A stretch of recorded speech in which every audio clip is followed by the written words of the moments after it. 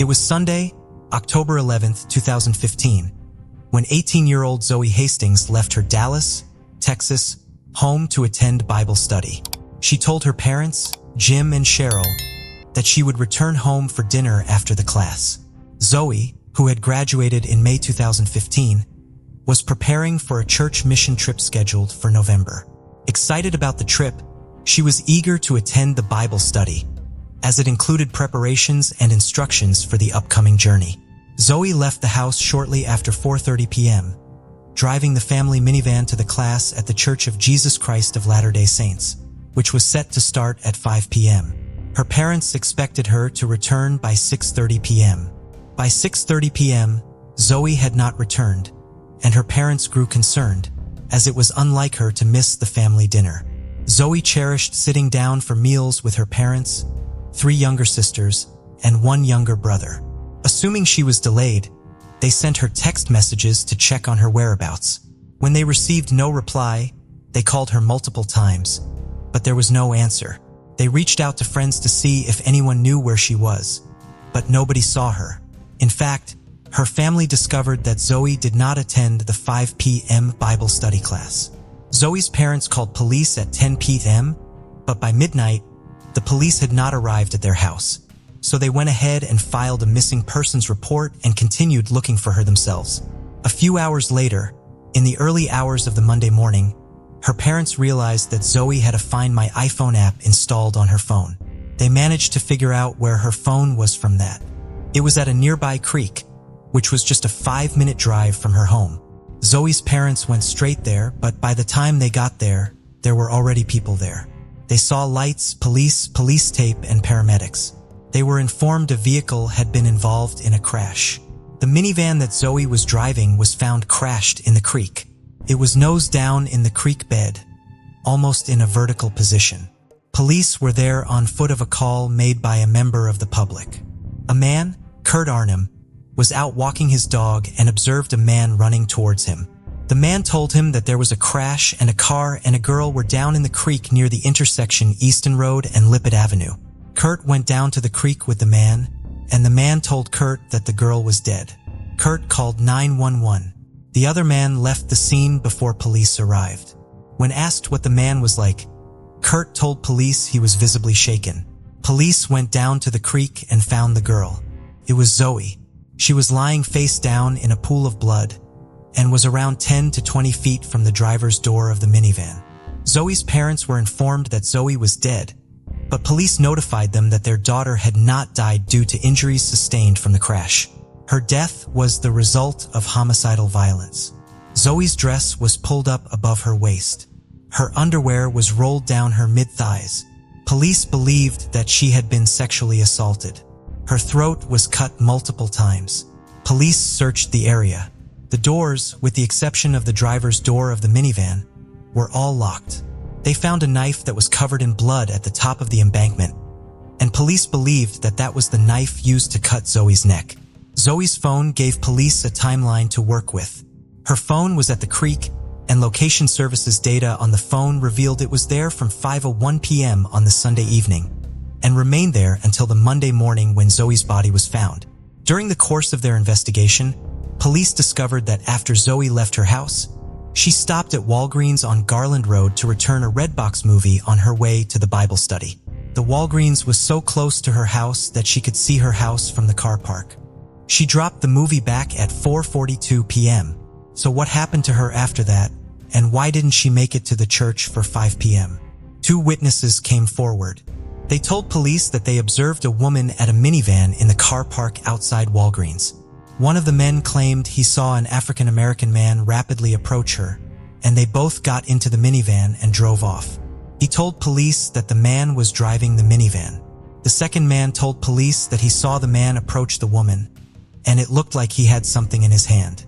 The man said something to her, and they both got into the minivan, and the man drove off at speed. DNA was obtained from the knife found at the creek, and police got a match. It was matched to a man whose DNA was already in the database. His name was Antonio Cochran. Antonio denied any involvement, but due to the DNA results and the accounts given to police from the witnesses, He was charged with capital murder based on the murder of Zoe in the course of committing or attempting to commit a kidnapping. Major Max Jaron of the Dallas Police Department described Antonio as obviously a sexual predator that's been taken off the streets.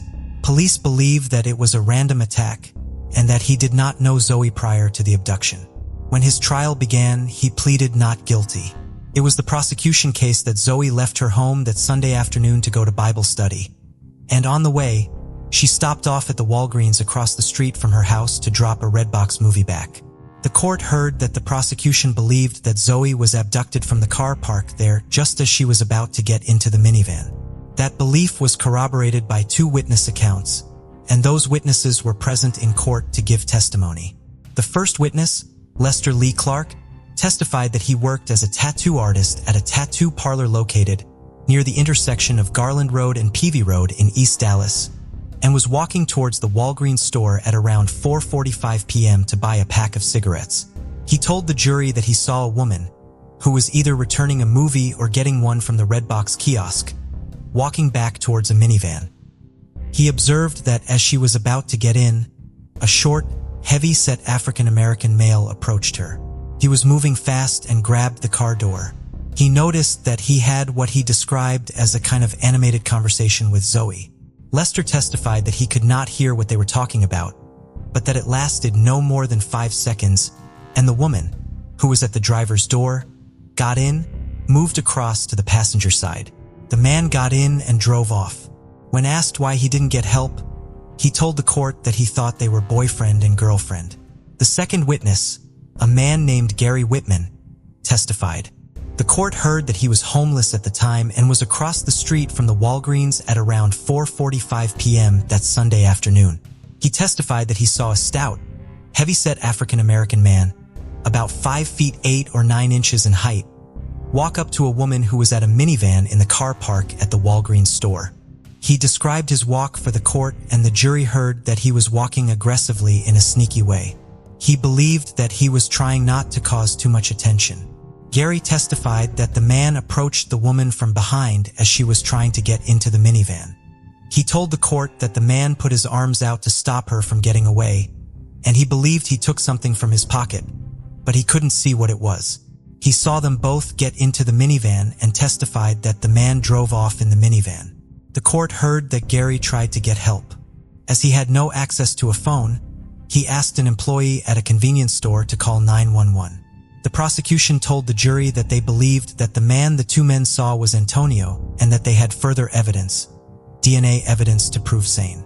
The court heard that multiple hairs were collected from the crime scene and examined, and that DNA analysis determined that Antonio's mitochondrial DNA profile could not be excluded from a hair found in Zoe's left hand.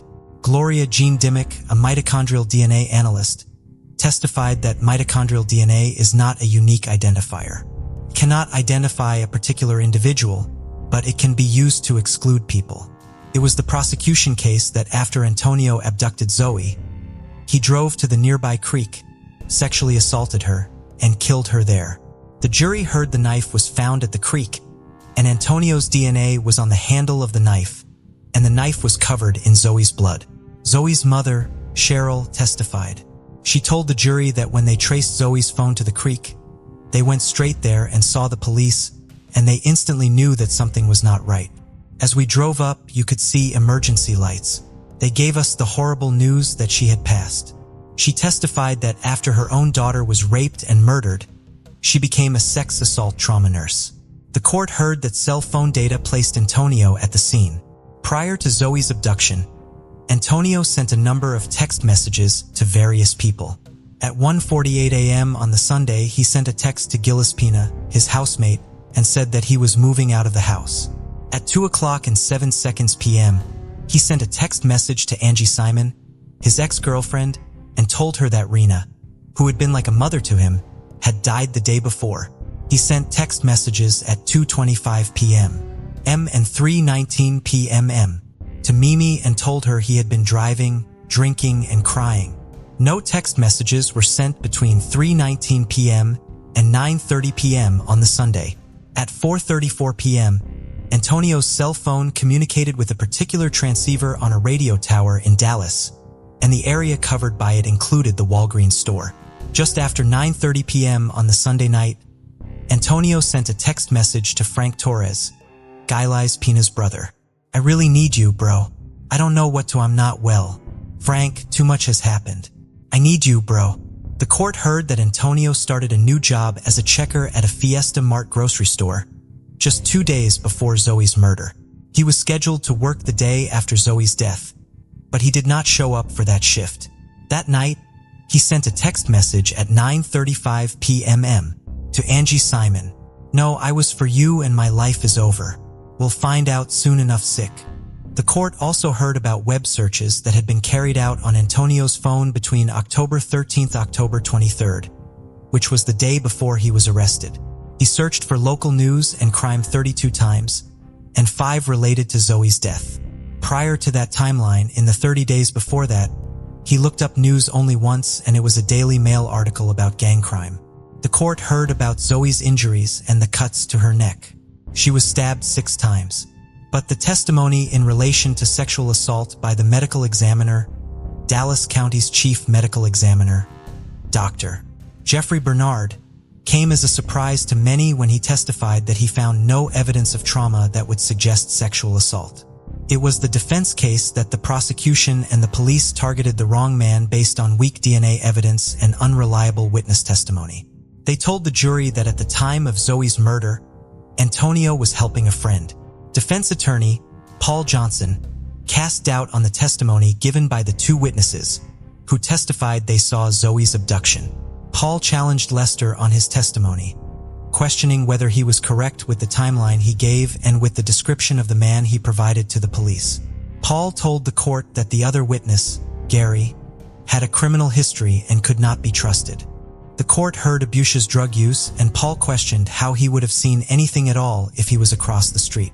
Gary accepted he didn't see the man's face, but claimed he came forward as it was the right thing to do, even though it had consequences for him. There was an active warrant for his arrest, and Gary was taken into custody after he testified in court. The defense also questioned the DNA evidence. They conceded that Antonio's DNA was on the handle of the knife, but they claimed that it was on it before it was used to murder Zoe. Antonio was identified as a suspect when the DNA found on the handle of the knife was compared to DNA of several suspects on the system. The court heard it was touch or handler DNA that was found. That can occur when something is touched, and the person who touched it leaves behind their DNA on it. Testing revealed that the DNA from the knife handle matched Antonio's DNA, but the defense argued that his DNA may have already been on the handle from an earlier date, as he may have handled the knife while he was working at a local movie theater. Items such as knives were sometimes found there, and Antonio may have found it and touched it. And then another person may have later used that same knife to kill Zoe and somehow managed not to leave their own DNA on it. The defense reminded the jury that no fingerprints were found on or inside the minivan. If he grabbed the door, as the witnesses claimed, then why was there no fingerprints on it? He also referred to the evidence given by the medical examiner that there was no evidence of sexual assault found. Antonio was not charged with sexual assault. Paul believed the sexual assault was referred to inflame the jury. Paul urged the jury to find Antonio not guilty. "I know this case is going to stay with you for a long time. The popular thing to do today would be to go back there and convict. I'm going to ask you to do the thing you told me you would do, make the hard decision, do what is right, and return a verdict of not guilty." The prosecution disagreed and asked the jury to find him guilty. The jury deliberated for nearly 23 hours over several days. During that time, they asked the judge for further details clarification. Read 3 points. They asked to see a picture of the Walgreens store where Zoe was last seen. They asked about mitochondrial DNA, and they asked about the time frame of police interviews with the 2 men who testified that they saw a man fitting Antonio's description with Zoe at her minivan. The jury found Antonio guilty of the lesser included offense of murder instead of capital murder. It took them just 6 minutes to decide his sentence. Antonio was sentenced to life in prison without the possibility of parole and a $10,000 fine. Zoe's family issued a statement after her death. "We are devastated at the loss of our daughter Zoe. Today, we express our gratitude to local law enforcement officials and loved ones helping our family.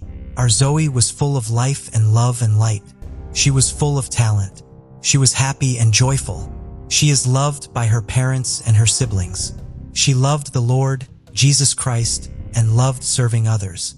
She was planning to serve a mission to share this message of the Savior's love with others. It pains us to know that her life has been taken, yet we feel comfort in knowing that our family is forever, and we will be together again someday. We are grateful for the privacy and respect given to us during this extremely difficult time. Please continue to pray for our family. We appreciate and need your support. After the trial, it was revealed that it was not Antonio's first conviction. Antonio had a history of arrests and convictions, including assault, theft, and burglary. In February 2014, he was arrested in Bowie County, Texas. He was accused of raping a teenage girl in a car, and the case was sent forward for trial. A 17-year-old girl testified at that trial that Antonio had been in a relationship with her mother, and he offered to give her a ride on February 12, 2014.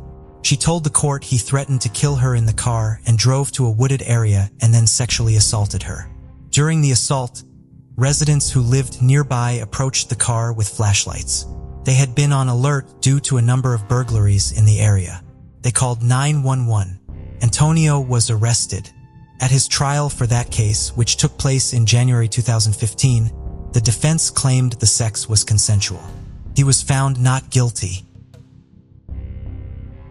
In September 2015, 21-year-old Molly McLaren began her studies in physical education at the University of Kent in southeast England. Molly, a passionate sports enthusiast, was outgoing and sociable, quickly forming a new circle of friends at university. According to her best friend, Chloe Smith, Molly had a magnetic personality. People were naturally drawn to her zest for life, and she was widely admired. Alongside her studies, Molly started an online blog where she shared her enthusiasm for fitness and healthy living. Despite her seemingly perfect life, Molly faced significant personal struggles. She had been battling bulimia, an eating disorder, for years and was determined to overcome it. In the summer of 2016, Molly met 25-year-old Joshua Stimpson on the dating app Tinder. Joshua worked for Windows Plan and Strut, and he initially appeared to be a resourceful and respectable young man. However, his colleagues described him as having two contrasting personas. One was charismatic, intelligent, and a skilled salesman, while the other was withdrawn and deeply troubled. Molly, unfortunately, encountered the charming and amiable side of Joshua. The man was also very handsome. He was attractive and well-built, which, combined with his charismatic personality, effectively caught the attention of the 21-year-old. For the next 3 months, the couple exchanged messages before they decided to meet for the first time in real life. Everything seemed to be going perfectly, and they started dating regularly. Chloe, Molly's best friend, mentioned that her friend seemed very smitten. Joshua was her first real boyfriend. During one meeting, Joshua confided to Molly that he had been diagnosed with bipolar disorder. This information worried the girl's mother especially. Joanne, knowing that her daughter was struggling with her own problems in the form of eating disorders, was afraid that the boy's problems would completely overwhelm her daughter. However, Molly herself was sure that mutual support and help would only strengthen their relationship and positively influence their lives. Molly and Joshua seemed to have a very happy relationship. After a few months, even Joanne began to warm up to the boy. He spent most of his free time at his girlfriend's house. Especially he liked talking to her father, Doug, about football and other common interests. They liked each other so much that Joshua preferred to spend Father's Day with Doug instead of with his own dad. In April 2017, Molly's entire family gathered to support Joshua during the London Marathon, where runners raised funds to support people suffering from bipolar disorder. Unfortunately, as time passed, Molly's loved ones began to notice changes in her relationship with her boyfriend. In March, Joanne noticed that her daughter seemed bored with the relationship. She was starting to feel overwhelmed by how much time the 25-year-old wanted to spend with her. According to Doug, the boy had no friends and was a loner, which is why he relied so much on the support and time of his girlfriend and her family. He also became more and more possessive. He wanted Molly all to himself and wasn't interested in making new friends, and even stopped hanging out with his old friends. He often showed up at Molly's house uninvited, and when she was studying, he would lie on the bed and wait, as if he constantly wanted to know where his partner was and what she was doing. After a while, Joshua even quit his job so he could spend more time with Molly during her summer break from college. This put a huge strain on their already fragile relationship. Up to this point, however, Joshua's behavior had been irritating, but not yet disturbing. This change, however, was soon to come. On the occasion of Molly's 60th birthday, the whole family met for quite a large party. Josh was also invited as an attendant and was behaving very strangely during the event. He kept staring at his partner and trying to force Molly to sit next to him and not dance with anyone, not even her own cousins. One of her cousins, who met Joshua for the first time that night, said he made a very poor first impression on her. After the party ended, Molly and Joshua returned to their bedroom, and there they had a rather serious argument, during which the boy began recording Molly without her consent. Molly was distraught and texted her mom, asking her to come to their room as soon as possible. At the scene, Joe found an upset Molly and Joshua, who was trying hard to show her recordings that were supposed to show what her daughter was really like. This incident made the girl decide to end the relationship. But it wasn't that simple. Molly was very afraid of the boy's reaction, considering his disorder and very unusual behavior recently. However, she knew that this fear could not force her to stay in a relationship with someone she did not love and who was becoming more and more aggressive and wanted to manipulate her. So she decided to end the relationship while meeting her friends. She simply took Joshua aside and told him it was over. As she expected, the boy then started screaming loudly and causing a scene in front of all her friends. But this still seemed to be the best place for Molly to break up because she felt the most safe. She was afraid of what the boy might do if she told him alone. As you might guess, Josh didn't accept this decision and bombarded her with messages. Molly, however, was adamant that she never wanted to go back to him. Josh began stalking her on social media and publishing online posts slandering the girl. He wrote, among other things, that Molly was a drug addict and that she used cocaine. At first, Molly tried to ignore it and wait until the boy calmed down. However, after talking to her friends, she decided that it would be better to report the matter to the police. Joshua's rage seemed to grow with each passing day. So the girl printed all the posts, and on June 22, 2017, she went with them to the police station. Due to the fact that Joshua had no criminal history, the police told the girl that she should just block him on social media and report if this abuse continues. The officer also called Joshua to warn him, but the boy seemed not only unconcerned by the prospect of police intervention, but downright dismissive of the officer. A few days after visiting the police station, Molly wrote on Snapchat that she was going to dinner with friends. She was sure her ex-boyfriend wouldn't see the post because she had already blocked Joshua. However, at some point the boy appeared in the same restaurant.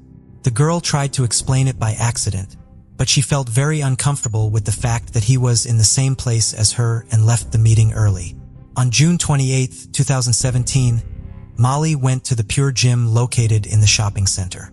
She wanted to become a personal trainer soon, so that day she recorded her training to show it to recruiters. She later visited the pub with a group of friends. At one point, Josh entered the pub accompanied by a girl whom Molly and her friends had never seen before. Chloe noticed that Molly seemed terrified by Joshua's sudden appearance. Another similar situation in just a few days could not have been a mere coincidence. It turned out that Molly had posted about the meeting on social media earlier that day, which meant that Josh, despite being blocked, was following her posts and deliberately appeared wherever she was. His behavior was very disturbing. Most of the time he stood off to the side and stared at Molly and her group of friends. Her friends tried to calm the girl down and asked her not to worry about Joshua. Once again, however, the 21-year-old finally felt too uncomfortable in his presence and decided to leave the pub early. There was no doubt that the girl was experiencing stalking from her former partner.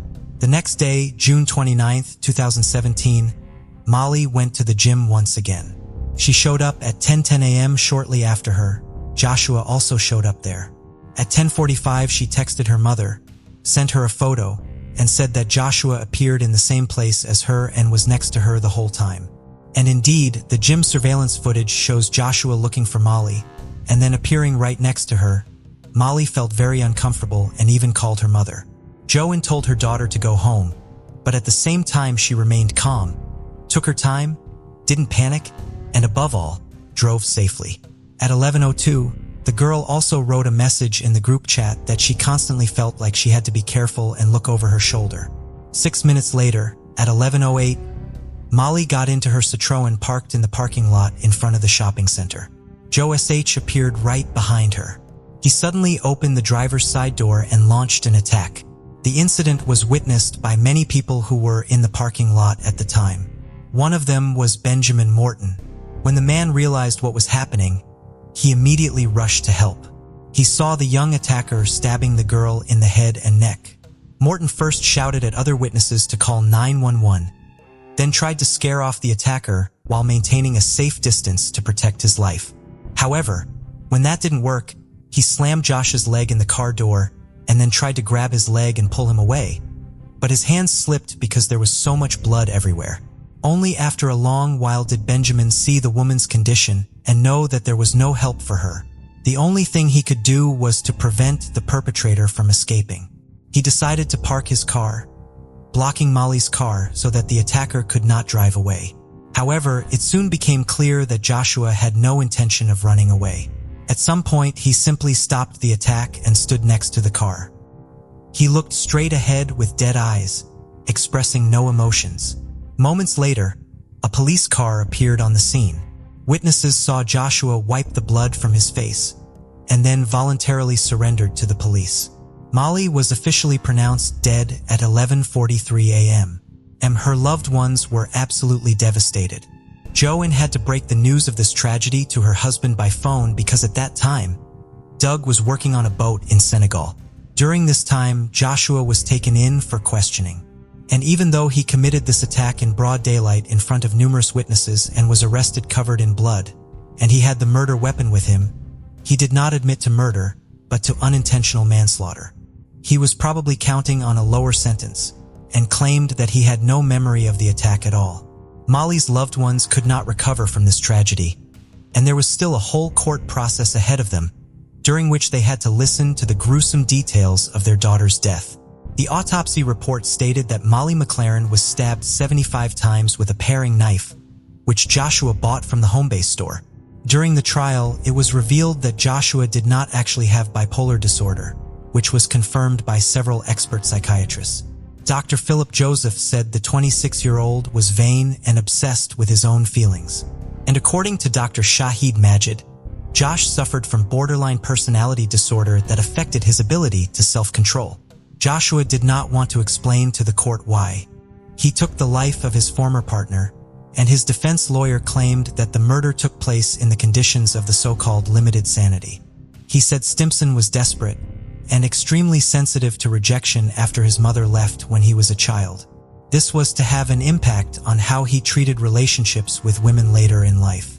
The defense attorney added that he had difficulty dealing with his emotions after his parents divorced when he was 12.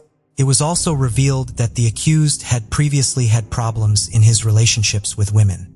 Alexandra Dale and Leah Hubbard, who dated him previously, told the court about his controlling and possessive nature.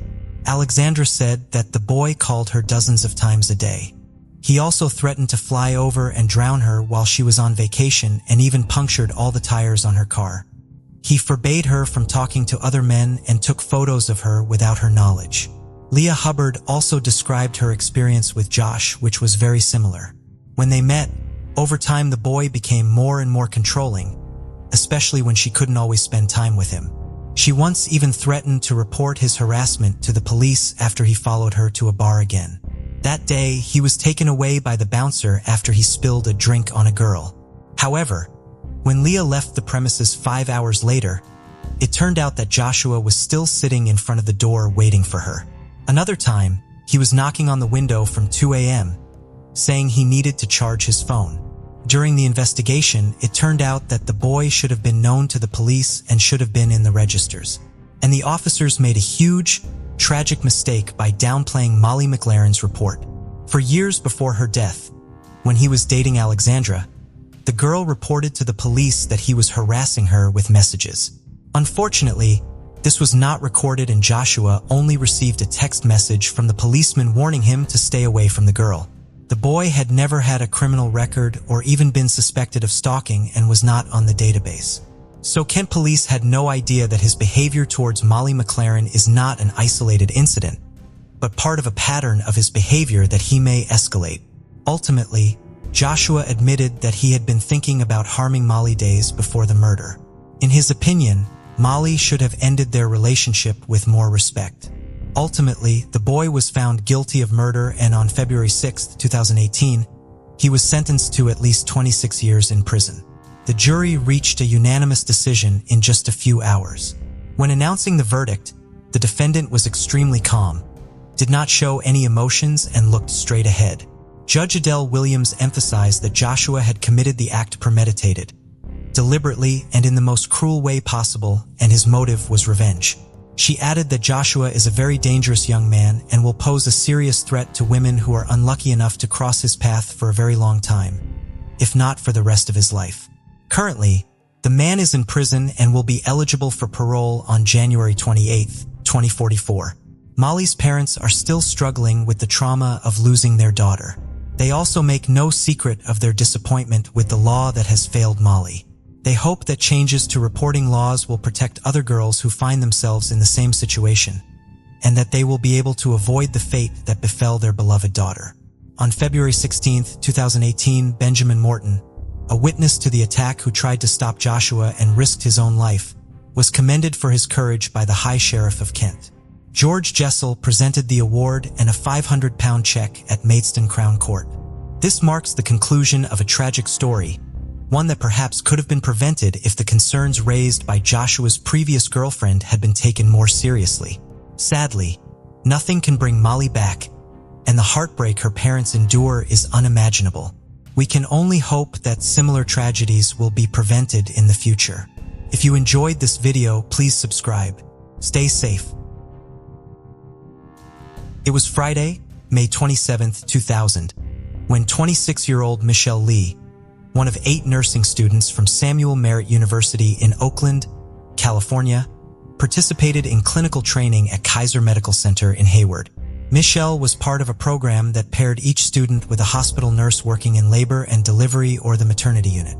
Lori Rosa, one of Michelle's instructors, was the supervisor for the day.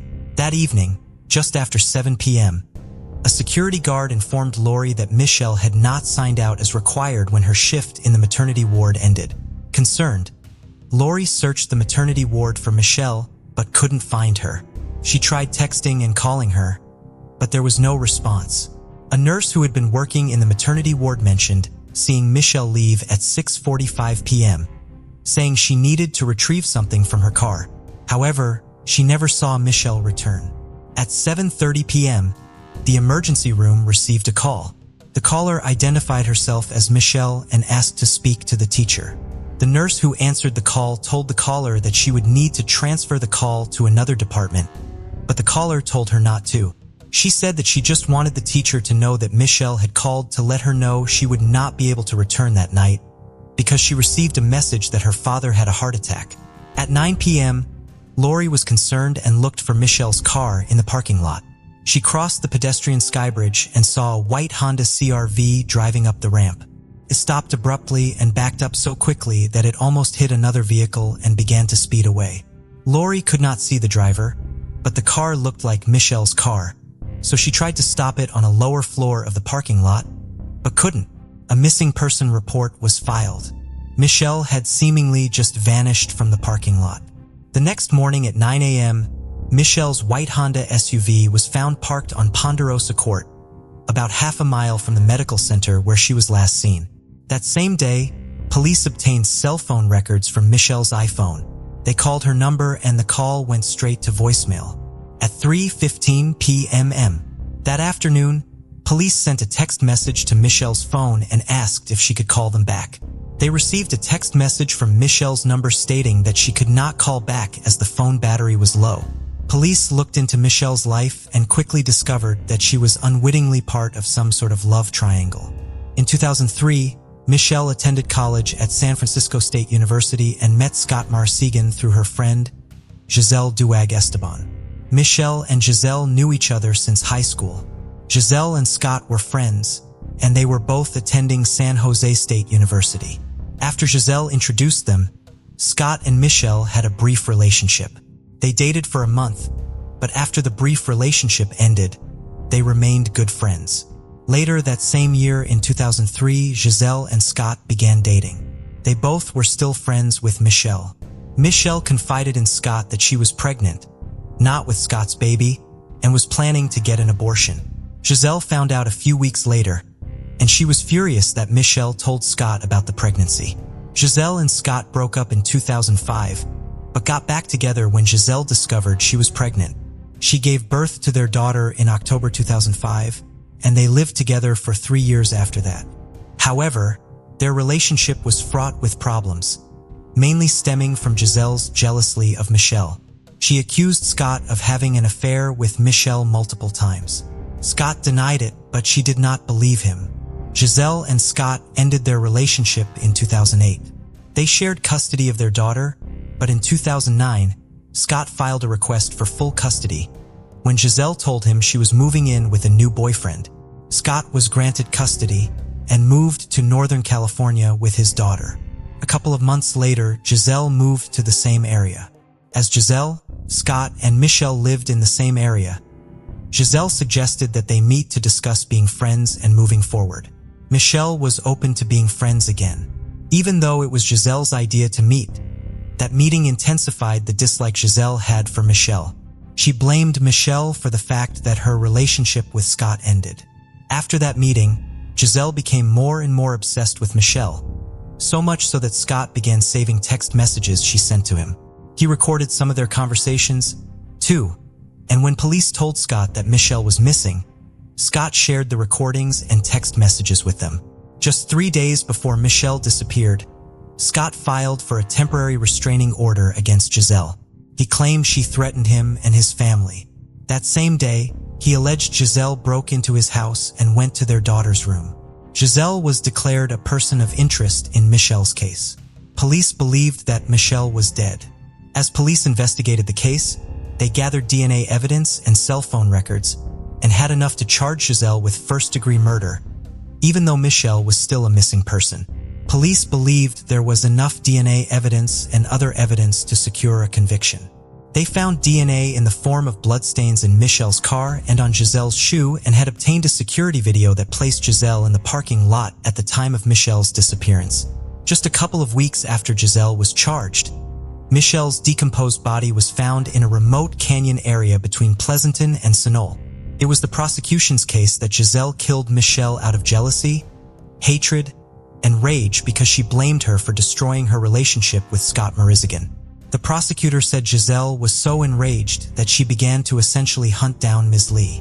It was their case that Giselle stalked Michelle to the Kaiser facility in Hayward, attacked her in the parking lot, threw her body into Michelle's car, and drove her away from Hayward, ultimately out to the Pleasant and Sunol Valley Road area, and ultimately, through sort of a makeshift grave, buried Michelle's body out there. It was their case that Giselle had planned Michelle's murder for some time, and the attack was premeditated and planned in a cold-blooded and calculated manner. To prove this, they called Scott to give evidence and share the recordings he made and Giselle's text messages to him with the jury. The recordings included Giselle accusing Scott of having an affair with Michelle. She told him that if Scott was not honest with her, she would take his life and Michelle's. She said that they both deserved to die because of their lies. In the months before Michelle disappeared, Giselle became increasingly irate. On one occasion in February 2011, Giselle met Scott in a coffee shop. She told him she knew someone who had a big problem with Michelle. She told Scott that the person who had a problem with her was going to disfigure her. Scott did not want to engage in such a conversation and stood up from the table to leave. At that point, Giselle threw her coffee at him. Later that day, Giselle sent a text message to Michelle. "If you were really anybody's friend, mine or Scott's, you would just fuck off and leave my family alone." But all you are is the whore who had nothing better to do and followed me to SF. That's all you will ever be. The whore who slept with the other people's men and brothers because no one wanted you. You aren't my friend. You are always just a parasite. Giselle then sent a text message to both Scott and Michelle. You two really do deserve each other. I hope you get what you deserve. You are both pathetic. You with no dreams or goals and the other chasing after someone else's dreams because she has none of her own. You are both parasites. The text messages did not stop there. Giselle continued to send abusive text messages the next day and for the rest of that month. She said that Scott was an idiot for falling for Michelle's act and warned him that Michelle should stop avoiding her calls because this won't end unless she does. Giselle told Scott that his whore will get what she deserves too. She told him to put a bullet in his brain to die and make the world a better place, that he and Michelle would pay for their mistakes. Giselle further threatened him in yet another text message, which said that she was busy implementing his demise. Further text messages and threats were sent to Scott in March 2011. Giselle told him that Michelle had dug her grave by being a homewrecker and a whore, and said that she won't be an issue for much longer. And now I choose to take the negative and obliterate you and your baggage-toting whore from my family. Scott recorded a conversation he had with Giselle later that month on March 18th. She again accused him of seeing Michelle and repeatedly hit herself in the face with her keys. Scott tried to make her stop. She wouldn't, so he called the police. Scott was arrested, but the charges against him were dismissed. The court also heard that 2 days before Michelle disappeared, on May 25th, Giselle texted Alan Ng. He was a friend from college and he also knew Michelle. She asked him for Michelle's address, but he told her he didn't have it. Giselle called the nursing school at Merritt twice that day. Marjorie Villanueva, a school administrator, told the jury that she answered that call that day, and the caller identified herself as Jamie. She said she was at the airport and that she was supposed to meet her friend Michelle. Jamie asked for Michelle's phone number, but Marjorie refused to provide it. Jamie called back later and asked for Michelle's number again. Marjorie again refused to give it to her. It was the prosecution's case that Giselle stole an identification badge so that she could gain access into the nursing school. They told the court that on the May 26th, Giselle went to Merritt and spoke to Karen Casper. Karen worked as an administrative assistant at the nursing school. Giselle told her she had an appointment with the Student Services Council. Karen testified that she left Giselle in her office while she went to look for the counselor, but she couldn't find the counselor. It was later discovered that an identification badge for a new faculty member that had been on Karen's desk was missing. Surveillance footage from cameras at the Merritt campus showed that Giselle used that identification badge at 8:40 a.m. to gain access to a faculty break room. It was used again at 5:11 p.m. to gain entry into the building and used at other entry points at the nursing school. Giselle called Kaiser Hayward and spoke to a nurse in the emergency department. Giselle identified herself as Michelle and said she was starting an internship on Friday. She wanted to know which department she would be placed in. The nurse found the call unusual, as the school told students which department they would be in for the training program. She called a further 2 times that day to try to find out exactly where the students would be the next day. On the Friday, May 27th, Giselle called Hayward Kaiser again to try to find out what time Michelle would be starting at that day. That night at 9 p.m., she sent a text message to a friend. How do you unlock an iPhone? The next day, Giselle went to an Apple store and asked them how to unlock it. An employee gave evidence that he reset it for her. The prosecution also relied on DNA evidence to prove their case. Police found human blood on the 3rd floor of the parking lot at the Kaiser Hayward. DNA analysis confirmed it was Michelle's blood. Surveillance footage from the parking lot showed that a 2006 Honda CR-V that matched Giselle's car was on the 3rd floor of the parking lot at 7 or 4 p.m. A few minutes later, a woman who matched Giselle's height and weight was seen in the parking lot. Giselle's cell phone records also placed her in the parking lot that day. The surveillance footage showed Michelle walking across to the parking lot. When Michelle's car was found the next day, the identification badge that was missing from Karen's office was found on the front passenger seat of the car. Hair found on the driver's seat of Michelle's car matched Giselle's DNA. Her DNA was also found on the steering wheel and turn signal stem. Michelle's blood was found on the inside of the car, on the doors, and on the carpet. Michelle's blood was also found on Giselle's white sneakers. Giselle's computer revealed she had conducted around 300 internet searches for the name Michelle Lee. Other searches included: is there a certain chemical that can induce heart attacks without leaving a trace? How to find someone who doesn't want to be found? How to follow someone without getting caught? How to induce a heart attack? Where to buy potassium chloride? Michelle was identified by dental records, but a cause of death could not be determined. The prosecution told the jury that it was not clear how Michelle was killed. They said that the evidence showed Giselle attacked Michelle in the parking lot and then placed her into her own car. They said that it is clear from the blood in the car that Michelle was bleeding in the car. It was the defense's case that Giselle did in fact kill Michelle, but she did not plan to do it. It was their case that Giselle snapped as a result of extreme provocation and heat of passion. They argued that Scott and Michelle had slept together, which caused Giselle to snap. Her lawyer argued there was clear evidence that they slept together. What woman tells a man she's not intimate with that she's pregnant and is going to get an abortion? They argued that as Michelle had provoked Giselle with her actions, she should be found guilty of the lesser charge of voluntary manslaughter. Scott gave evidence and said that he never had an intimate relationship with Michelle. They dated very briefly at one point, but they never slept together, and there was no affair. The jury found Giselle guilty of first-degree murder. She was sentenced to an indeterminate prison term of 25 years to life. At the sentencing hearing, Christine Dean, Michelle's cousin, told the judge that Giselle could take her legacy, not her light. She became irate and possessive, filled with rage and speculation, so she went as far as to make several threats to both Michelle and Scott. According to Scott, in late 2010, the three even met up with a counselor to talk about Giselle's allegations about Michelle interfering in their relationship, a relationship that hadn't been romantic for several years. He said that he had won custody of their daughter that year itself and that she had to move to the Bay Area to be closer to them. He conceded that she appeared to be lonely because she didn't have many friends in the area and even admitted that they had shared some sexual times together in early 2011.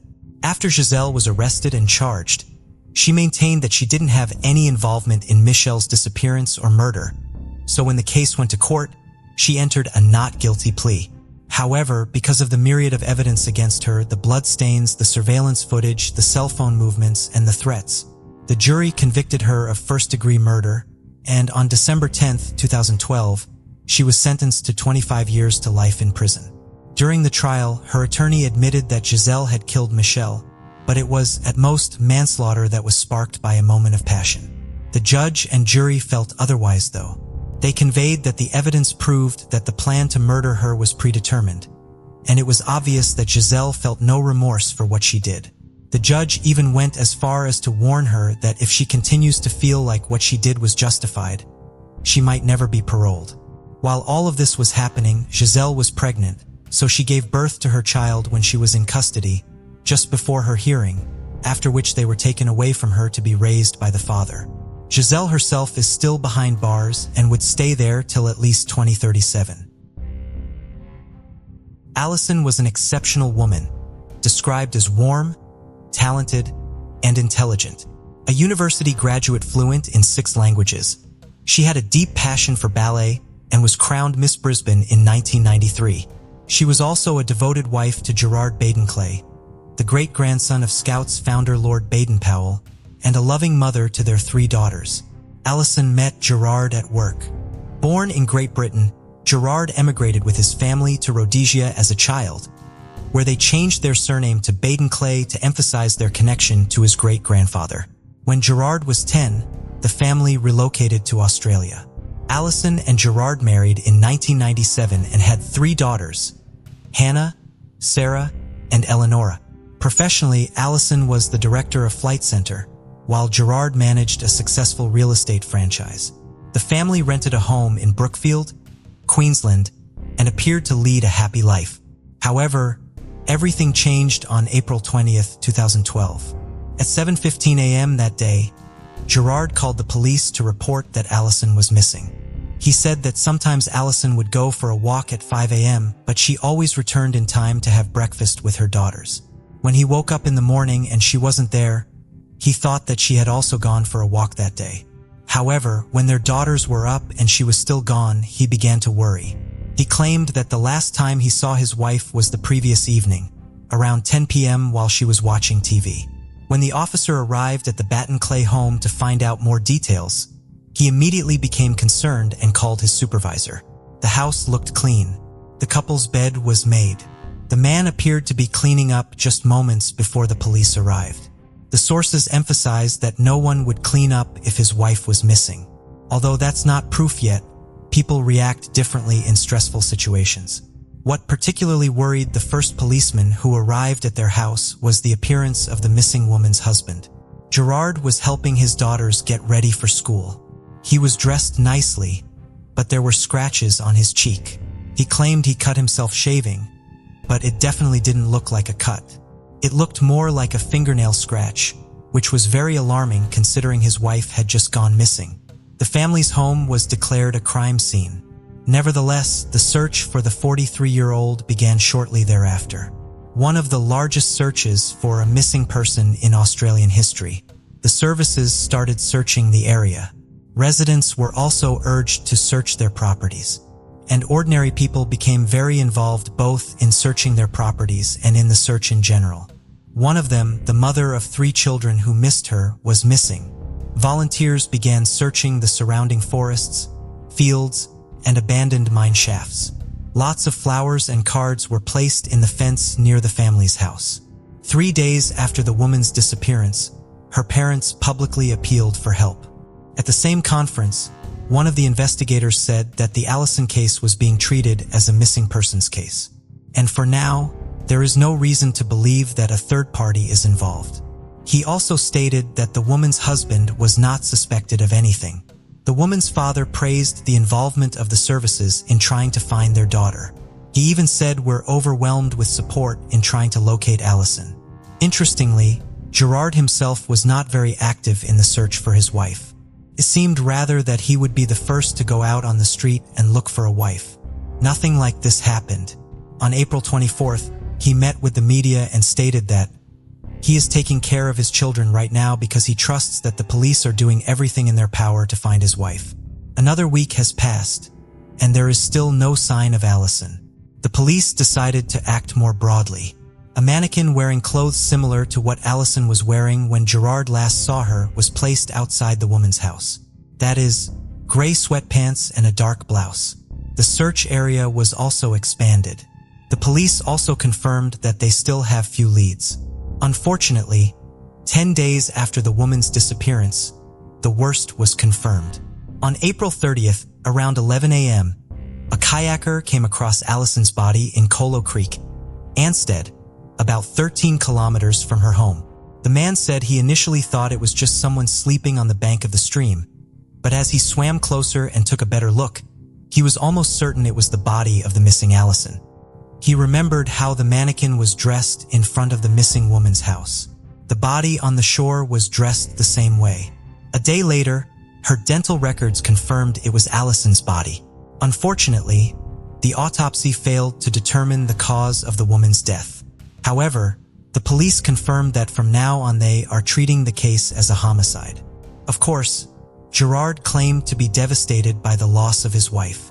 He also emphasized that at the moment the most important thing for him is to take care of their 3 daughters, providing them with stability and normality during this difficult time, especially when the media is so interested in their family.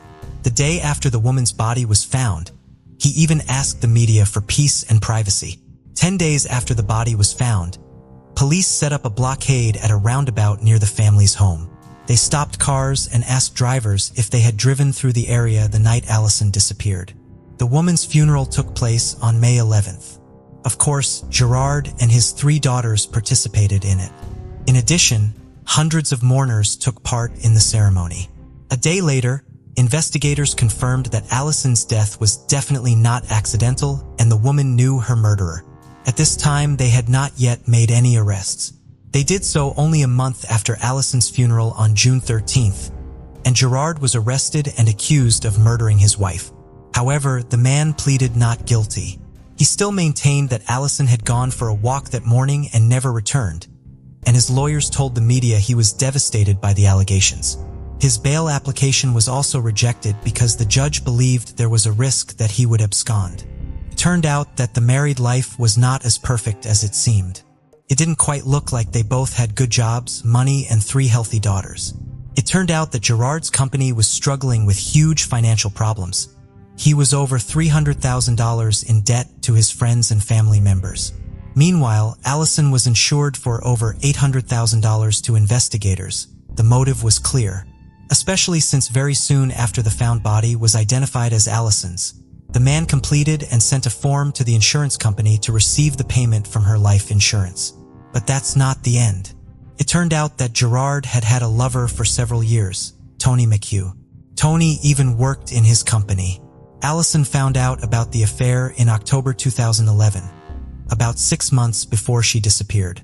Then, of course, Gerard ended the affair and fired the woman from her job. Allison didn't leave her husband. However, just 2 months later, the man contacted Tony again.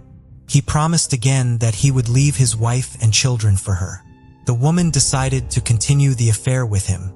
It turned out that Gerard, apart from Tony, had another lover. It's true that their affair lasted for years, and all this time he promised her that at some point they would always be together. But he also betrayed her. So he cheated on both women, wife and lover. After Allison went missing, Gerard called Tony and told her that they couldn't communicate with each other for a while and had to hide more than usual. The woman will later testify that the day before Allison disappeared, she once again asked Gerard what was next with their relationship. The man continued to claim that he no longer loved his wife, that they had no physical relationship, and that he was only with her because he was concerned about her mental health. He also said he couldn't afford a divorce. Tony, however, claimed that this conversation did not push him to murder his wife, because she had already asked him many times before when they would finally be able to officially be together. This time, however, Gerard gave the exact date and said that he would end their marriage by July 1st. According to Allison's friends and family, Gerard not only cheated on her, but also mentally abused her. He presented himself as a good husband and father, but behind closed doors he was a controlling narcissist who isolated her from her family and friends practically from the very day of their wedding. He told her she was ugly, worthless, and that their house wasn't clean enough, which of course he thought was Allison's fault. He pumped their savings into a failing company. He brainwashed her so much that the woman actually started to think it was all her fault, and instead of leaving him, she kept trying harder and harder. She wanted their marriage to be a happy one, but more importantly, she desperately wanted her children to grow up in a happy home. It was her life goal. Gerard's trial began on June 10, 2014 and lasted 5 weeks. The prosecutor's office claimed that the man murdered his wife to receive money from her life insurance and to be able to form an official relationship with his lover. However, the man still maintained his innocence. It was argued that Allison was in quite poor mental health. Depressed, she left the house that evening or morning of her own free will and committed suicide. According to the men, he could not have left the house that night to dump his wife's body by the river because he would not have left his daughters at home alone. However, the prosecutor's office emphasized that on the day the woman disappeared, Gerard had visible marks on his face, which in his opinion were only cuts from shaving. However, forensic experts were called in and found that the injuries were fingernail scratches rather than shaving cuts. Moreover, there were red marks on the man's torso, something like a rash or a slight burn. He claimed it was injuries caused by caterpillars. That's quite a funny explanation, especially since there were no caterpillars in that area, which could be responsible for such injuries. The prosecutor speculated that Gerard attacked his wife, and she tried to defend herself by scratching him, which resulted in scratches on his face. Same marks on the torso. During the struggle, his sweater or shirt could have come up and Allison could have been responsible for those injuries. Moreover, traces of blood were found in Allison's car, specifically in the trunk. Of course, this can be explained by the fact that the woman used this car regularly and could have cut herself and covered something with her blood one day. This is very strange though. What's even stranger is that the day before Gerard called the police to report his wife missing, Someone searched their computer for right to remain silent. Very suspicious. Nobody searches for such information on the internet without a reason, especially the day before someone close to him disappears without a trace. One of the neighbors also testified that he heard the woman screaming the night before she was reported missing. At that moment, however, he did not decide to inform any services about this fact, because there was no indication that it would have any criminal consequences. The prosecutor's office claimed that the man killed his wife, transported her body to the river and dumped it under the bridge, hoping that the tide would wash her away. He returned home by 1:48 a.m. when he plugged his phone back into charging. Then he started covering his tracks. He put his toys in the back of the car, shaved to explain the scratch on his face, and cleaned the house. When the officers arrived at his house, he had no problem agreeing to search it. He knew they wouldn't find anything there. However, all this was only circumstantial evidence. Sure, Gerard had a motive, the insurance money and a new life with his lover. Obviously, the marks on his face and the wounds on his torso are suspicious. Blood stains in the car, searches on the computer, a woman screaming at night. It all came together. However, there was still a presumption that the jury would not find him guilty based on this evidence. However, there was one piece of evidence that was hard to ignore. Braided plants were found in Allison's hair, and the prosecution was lucky. A botany expert lived nearby. The man identified the plants he found as 6 different species. 2 of them occurred both near the river and in the family's garden, but the rest don't. It only occurred near their house and was nowhere near the river. So Allison had to be attacked on their property and dragged across it, and then her body was taken under that bridge. In this way, the defense version was seriously undermined. The woman could not have left of her own free will and committed suicide. Ultimately, the man was found guilty of Allison's murder and was sentenced to life imprisonment, with the possibility of parole after 15 years. However, Gerard appealed against this verdict, and in 2015 it was changed from murder to unintentional manslaughter, because it was concluded that there was no evidence that the killing was intentional. For example, it could have happened that the man struck a blow that caused her to hit her head so badly that she died.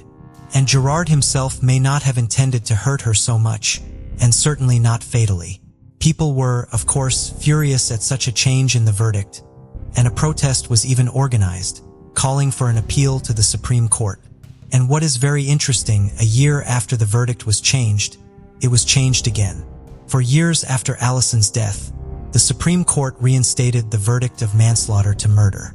A year later, however, the money from Allison's life insurance policy was transferred to her daughters, who were taken care of by their mother's parents since they lost both parents at the same time. The woman's family also established a foundation in her name to educate about and prevent domestic violence. And this is the end of this sad story, where the father's narcissistic nature and his greed took away his daughter's wonderful mother. It was Saturday, August 18, 2012, when 21-year-old Alicia Bromfield set out on a 4-hour drive from her home in Plainfield, Illinois, to a resort in Door County, Wisconsin. She planned to stay one night at the resort with her boss, 36-year-old Brian Cooper, as she had agreed to accompany him to his sister's wedding as friends. Although they had never dated, Brian had expressed his desire for a romantic relationship with Alicia. At the time, Alicia was nearly 7 months pregnant, though Brian was not the baby's father. The baby's father, whom Alicia had met in college, did not want to be involved, so Alicia planned to raise her daughter, Ava Lucille, as a single mother. Alicia was dedicated to building a stable future for herself and her baby. She was 1 semester away from earning degrees in forensic psychology and criminal justice. Alongside her studies, Alicia had worked in the garden department at Home Depot since she was 16. The job was ideal for her schedule, as it provided seasonal employment with paid winter leave, allowing her to focus on her education during the off-season. So she hoped to keep that job after the baby was born. Alicia knew Brian through her job. That's where she met him. He was the regional manager at Home Depot Garden Centers in Northern Illinois, and they worked together for 5 years. He was the person in charge of what tasks she had to do, and how she did them, and what hours and days she would work. They sometimes met outside of work. Alicia walked his dog from time to time. Brian and Alicia drove to Wisconsin early on August 18th. Brian booked a one-night stay for them at the Sand Bay Beach Resort. They were due to return to Plainfield the next day, but Alicia never made it home. The next morning, August 19th, Brian walked into a gas station and said that he wanted to report a murder. The victim was Alicia. Brian called 911 and told the operator that it happened last night. The body was in the room at the Sand Bay Beach Resort and that he was the one responsible. The operator asked him if it was accidental or intentional. He said that it was intentional, but I'm a good person besides what I did last night. Alicia's family is going to flip. Everyone is going to flip. The police arrested him at the gas station. He was taken to the police station where he gave a full confession. While he was at the station, police went to the Sand Bay Beach Resort and found Alicia's body. She was on the floor with her head on a pillow. There were no clothes on Alicia's body, but there was a blanket draped over her chest. When police looked at her body, they saw scratch marks and bruising. Brian told the police what happened to Alicia. He said that they went to the wedding together, and when they returned to the room, Alicia went to bed. He stayed up drinking. He told police they had argued earlier that day before the wedding. It was an argument that had also caused Alicia to ring her mother, Sherry Anisic. Alicia told Sherry they were on the way home and were not going to the wedding due to a fight they had. Sherry was surprised as Brian was due to walk his sister down the aisle. When Sherry texted her daughter later that day, Alicia said that everything was fine and they had decided to stay. Brian told the police that the argument was about their relationship. He wanted to be in a relationship with Alicia, but she didn't want to be in one with him. And Alicia told him that when they returned home, they would no longer be friends. The wedding itself went well. Brian walked his sister down the aisle at the outdoor ceremony, and after the reception, Brian and Alicia returned to their room. Brian told police that when Alicia went to bed, she went straight to sleep. He was sitting alone in the room thinking about what would happen when they returned home. Alicia had been clear that they could no longer be friends. He said that he was hurt and had thoughts about hurting her. He paced for a while up and down the room before getting into bed. At that point, Alicia woke up and he asked her if she would watch a show with him on Sunday when they got home. She said no, and he jumped on her and began strangling her. He described strangling Alicia with his bare hands, and she was lying on the bed face up and pleading with him to stop. She asked him to think about the baby and tried to get him off of her. She even bit his hand, but that just caused them to roll off the bed. Brian did not stop choking Alicia until she stopped moving. When Alicia was dead, Brian told police that he wanted to see her naked, so he removed her clothes. He then raped her. Brian told police that he tried to kill himself afterwards, but could not go through with it and slept in the bathtub that night.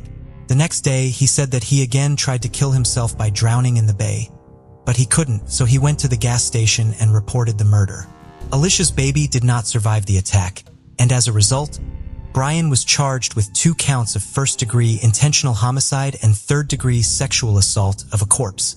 Even though Brian confessed to killing Alicia, he pleaded not guilty at his trial. The jury heard the confession and the 911 call Brian made. The prosecution also told them that Brian was obsessed with Alicia. Police found videos of Alicia on Brian's computer. He had hidden cameras installed at his home, and they were positioned in front of the toilet. Alicia called to Brian's house multiple times as she took his dog out for walks. When she was there, he was recording her without her knowledge. He also brought a camera with him to Wisconsin and hid it in a trash can in the bathroom. There was footage of Alicia getting out of the shower in the bathroom naked on that camera. The court heard that Alicia's friends believed she went to the wedding with him, as she was afraid she would lose her job if she declined. He had threatened to cut her hours in the past if she didn't do what he asked her to do. It was the defense's case that Brian should be found not guilty due to voluntary intoxication. The jury heard that Brian was too drunk to know what he was doing.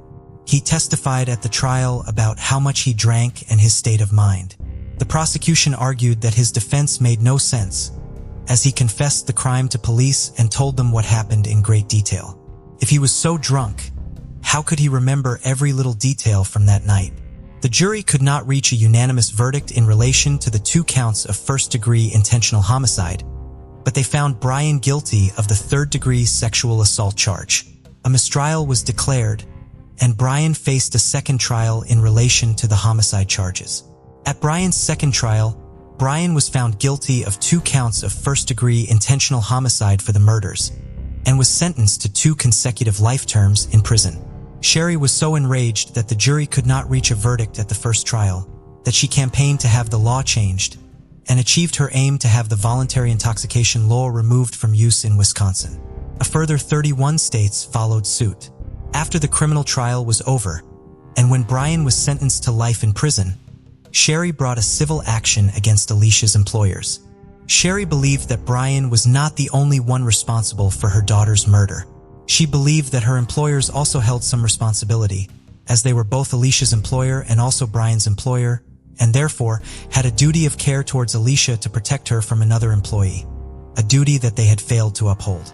Sherry, acting as the administrator of the estates of Alicia and Alicia's unborn daughter, sued Home Depot USA Incorporated and Grand Service LLC and Grand Flower Growers, Inc., which managed garden centers for Home Depot stores for wrongful death. All 3 had jointly employed Brian Cooper as a regional manager. Her complaint against the 3 included allegations that they employed a man with a known history of sexually harassing, verbally abusing, and physically intimidating his female subordinates. The complaint alleged that they failed to protect the female employees and respond to their complaints. Sherry had been told by Alicia about some of the treatment she had received at work from Brian. The complaint argued that it wasn't only Alicia who had been harassed at work by Brian, but other female employees too. And the main crux of the argument was that Sherry believed that Brian used his supervisory authority to require Alicia to go on the personal trip, his sister's wedding, with him. She did not believe Alicia would have attended the wedding with Brian had he not been her boss, and if she did not feel compelled to do so, for fear of repercussions if she did not attend.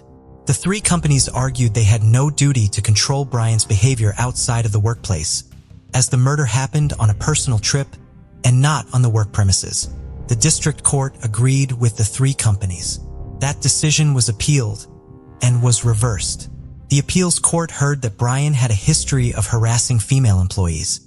There was another girl, Jessica, that he was fixated on, and it was alleged he made comments about his genitals to her and rubbed up against her.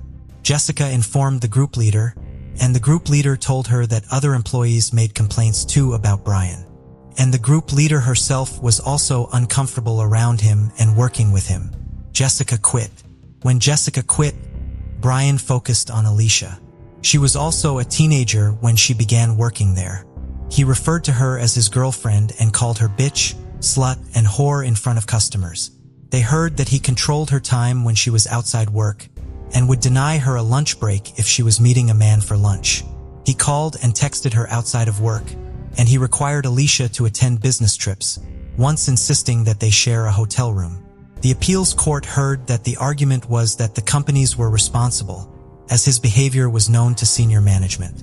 His behavior had been reported multiple times. Alicia told her group leader she did not want to be alone with him, and yet he remained as her supervisor even after she made that complaint. He was ordered to take anger management classes, but he did not complete the course. He confronted his human resources manager about the requirement and was ordered to attend additional anger management classes, but that was never followed up. The court also took into account the time leading up to the wedding. Brian asked her to attend his sister's wedding in 2012, but Alicia said no. He told her he would fire her or reduce her hours if she did not go. She went. Alicia was murdered on that trip. The judges in the appeals court were disturbed by the facts and details that were outlined in the case. Judge Hamilton said, Cooper was not on the defendant's premises when he killed Alicia, nor did he use their chattels, but he used something else the defendants gave him: supervisory authority over Alicia. He threatened to fire her or reduce her hours if she did not go with him to his sister's wedding. He thus threatened to take what the Supreme Court calls tangible employment actions. He could do that only because the defendants made him Alicia's supervisor. Home Depot argued that even if it could have foreseen Brian's harassment might escalate from name-calling to physical violence, It could not have been anticipated that he would murder Alicia. But the appeals court said that question should be left for a jury to decide. The amended complaint recounts how Cooper's behavior escalated, from private inappropriate comments and touching, to workplace retaliation, to continual harassment and monitoring, and finally to public outbursts, verbal abuse, and physical intimidation. Hearing such evidence, a reasonable jury could easily find that the employers could and should have foreseen that Cooper would take the small further step to violence. The ruling of the appeals court said that a decisive question a jury would have to decide, as the case goes back to U.S. District Court, is whether Brian used the supervisory authority he wielded over Alicia at work to force her to go to the wedding of his sister in Wisconsin. If it is found that Brian used his power as a supervisor to make Alicia go to the wedding with him, the three companies could be held liable for the deaths of Alicia and her unborn baby. Once produced in court, Brian decided to plead not guilty to the charges, claiming that he was under the influence of alcohol and did not know what he was doing. Although he was convicted for the sexual assault of a corpse, the jury was hung when it came to the murder verdict. However, in the subsequent retrial, Brian was finally convicted of 2 counts of first-degree intentional homicide and was awarded 2 consecutive life sentences in 2014.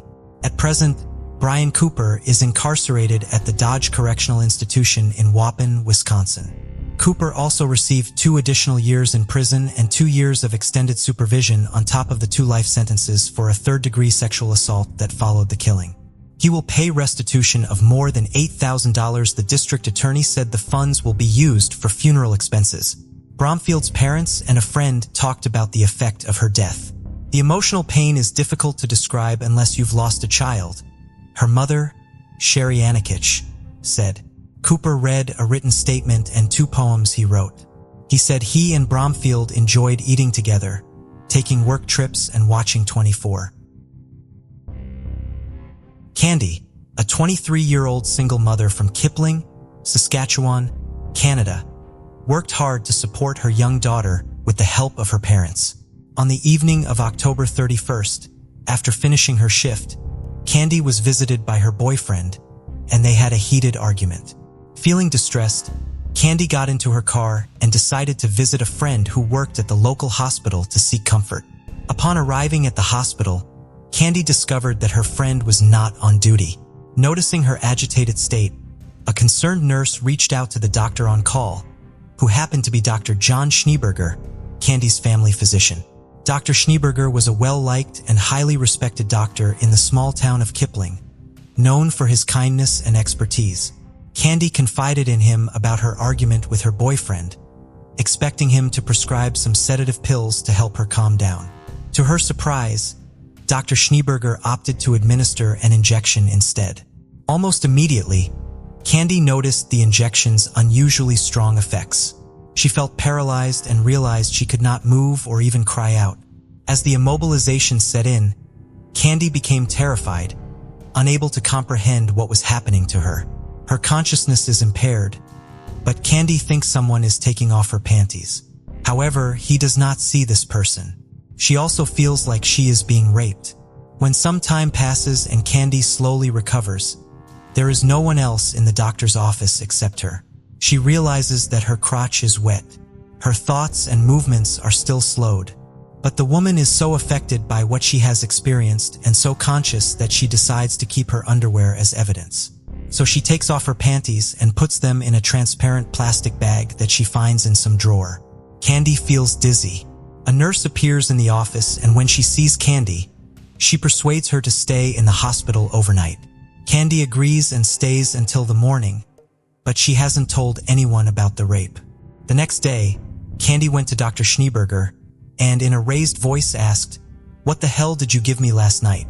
The doctor responds calmly and only asks if she had any bad dreams.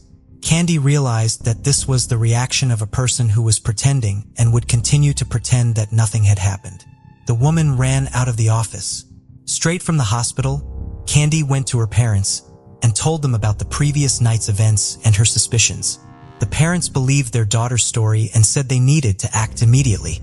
Candy went to the city of Regina, which is 2 hours away from Kipling. There was a clinic there with a ward intended specifically for rape victims. Candy wanted to take a test there, Doctors at a clinic in Regina find traces of semen on Candy's panties worn at the hospital the night before, on her jeans and in a swab taken from her vagina. A blood test shows Candy's presence of an anesthetic called Versed. This medicine has a muscle relaxant effect. After taking it, you cannot speak or move your limbs. This matches the symptoms the woman had the previous night. Candy officially filed rape charges against Dr. John Schneeberger. This information caused a storm in the small town of Kipling. First of all, many residents considered it a lie. Dr. Schneeberger was a respected member of the community and was never accused of any such act. Many people suggest that Candy, as a single mother, wanted to be in a relationship with a wealthy and married doctor. And when this failed, she is now taking revenge and trying to extort compensation from him. These people emphasize that Candy's story had many unclear moments, and what was particularly strange was that after the alleged rape, Candy, who stayed overnight in the hospital, did not mention anything to the nurses. John Schneeberger had to somehow respond to these accusations. So, to divert suspicion and at the same time put an end to any discussion as quickly as possible, he agreed to take a blood sample for DNA testing. The test result was clear. The doctor's DNA did not match the DNA from the sperm on the underwear and on the vaginal swab. Candy was shocked, but at the same time so convinced that she was right that she didn't give up. In the months that followed, she sent complaints wherever she could, insisting that there had been some tampering with the DNA test at the hospital. In August 1993, the doctor, feeling the pressure, declared his willingness to undergo another DNA test. In the hospital laboratory, a nurse takes his blood, but this time the entire procedure is broadcast live and observed by investigators from the Kipling police station. The police clearly see how the needle is inserted into the doctor's arm. Test tubes with blood samples are immediately delivered to the police medical laboratory. However, the test result is identical to the previous one. The doctor's DNA is different from the DNA from the samples found on the underwear and on Candy's body. DNA tests are irrefutable evidence, and in the Candy case, it was the second test. The police informed the woman that the investigation will be discontinued. Candy protests and continues to insist that something is wrong. But now most people at Kipling believe that the woman is either a fraud or simply mentally unstable and is harming Dr. Schneeberger and his family. Lisa, the doctor's wife, is on her husband's side and also thinks Candy is a fraud and a trickster. Dr. Schneeberger tells various people that the explanation for how Candy felt after the injection is the effect of the drug he gave her. This drug could cause hallucinations, in this case of an erotic nature. According to Candy, this explanation might even be acceptable, but the effect of the drug probably does not explain the presence of sperm on her body and underwear, since, as she has repeatedly assured, she had last had sexual intercourse many weeks before that fateful night. Despite widespread condemnation from the small community, Candy was convinced of the doctor's guilt and continued to act, but this time on her own. She hired a detective who broke into Schneeberger's car. The detective was supposed to find anything that could be suitable for DNA testing. He finds hair on the back of the driver's seat. He also took protective lipstick from the car. As it turned out in the laboratory, the hair is not suitable for a DNA test because it has no hair follicles. But there are epithelial cells on the lipstick from the person who last used it. DNA is isolated from them and, for the first time, the laboratory has good news for Candy. The DNA code on the lipstick matches the one that had the material taken from Candy. Candy finally felt that something was starting to add up, even though the matter was problematic. Firstly, it was impossible to clearly prove that the doctor used lipstick. Secondly, evidence obtained illegally does not count in court anyway. But if we assume that the cells from the lipstick belong to Schneeberger, a fundamental question arises. Why is their DNA different from the DNA of his blood cells? Candy, trying to find any avenue for further official action, files a complaint against Schneeberger with the Medical Association. After the complaint is received, Schneeberger is forced to consent to another DNA test. The test takes place in November 1996. This time, the test takes place in a police forensic laboratory, and the entire procedure is videotaped. Schneeberger is nice and willing to cooperate. When the doctor wants to take blood from his finger, the doctor refuses. He explains that due to his condition, Inserting the needle causes blue bruises. Therefore, he prefers the needle to be inserted higher around the elbow because the bruises are easy to hide. The problem seems a bit strange, but the doctor voluntarily agreed to the test and cannot be forced to do anything. So the doctor sticks a needle into his left forearm, but no blood can be drawn. She tries a different syringe and finally succeeds. But something's wrong. The doctor says, "There's something strange about this blood. It doesn't look fresh." The laboratory also declared that the blood was not suitable for testing. Candy is furious. For her, this may have been her last, hard-fought chance to prove her DNA match, and the lab clearly messed something up again. However, the woman cannot do anything for now, because the police have no grounds to initiate another case against the doctor or to take further action. Half a year later, that is.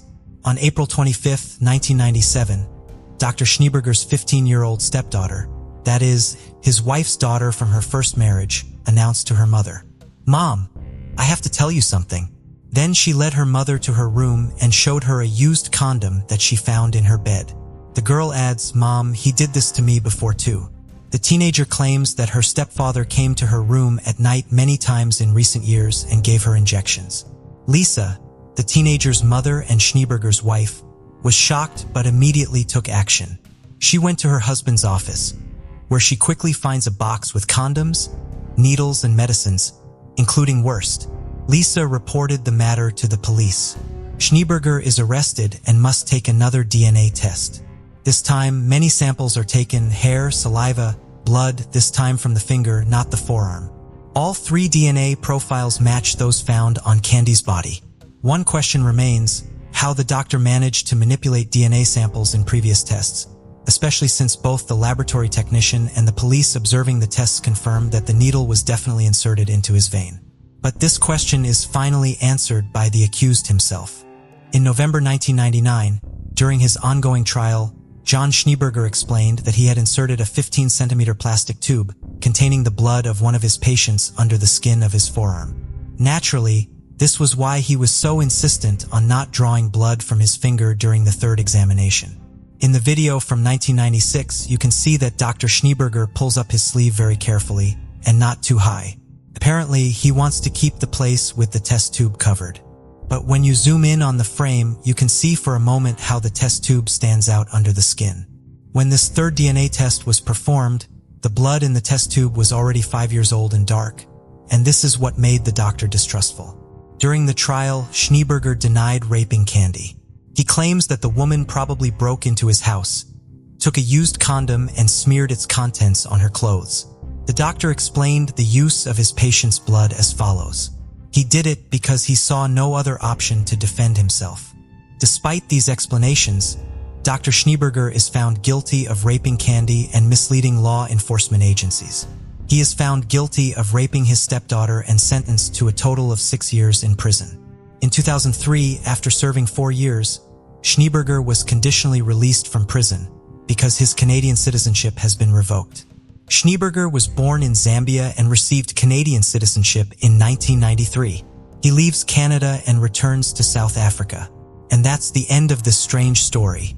Fortunately, thanks to Candy's persistence, she managed to prove the doctor's guilt. This story takes place in Bengaluru, the capital of Karnataka, India, on November 30th, 2003. A young woman named Shubha is engaged to a software engineer named Girish. Shubha's father is a well-known and respected lawyer in Bengaluru, and Shubha, around 27 years old, is also studying law, following in her father's footsteps. Concerned about her future, Shubha's father arranged her marriage to Girish, believing that he would be a suitable match for her. The families of Girish and Shubha have known each other for many years. Girish works at a prestigious multinational company, and Shubha's father believes that her marriage to him would ensure a secure and prosperous future. On November 30th, 2003, Girish and Shubha got engaged, with their wedding planned for April 2004.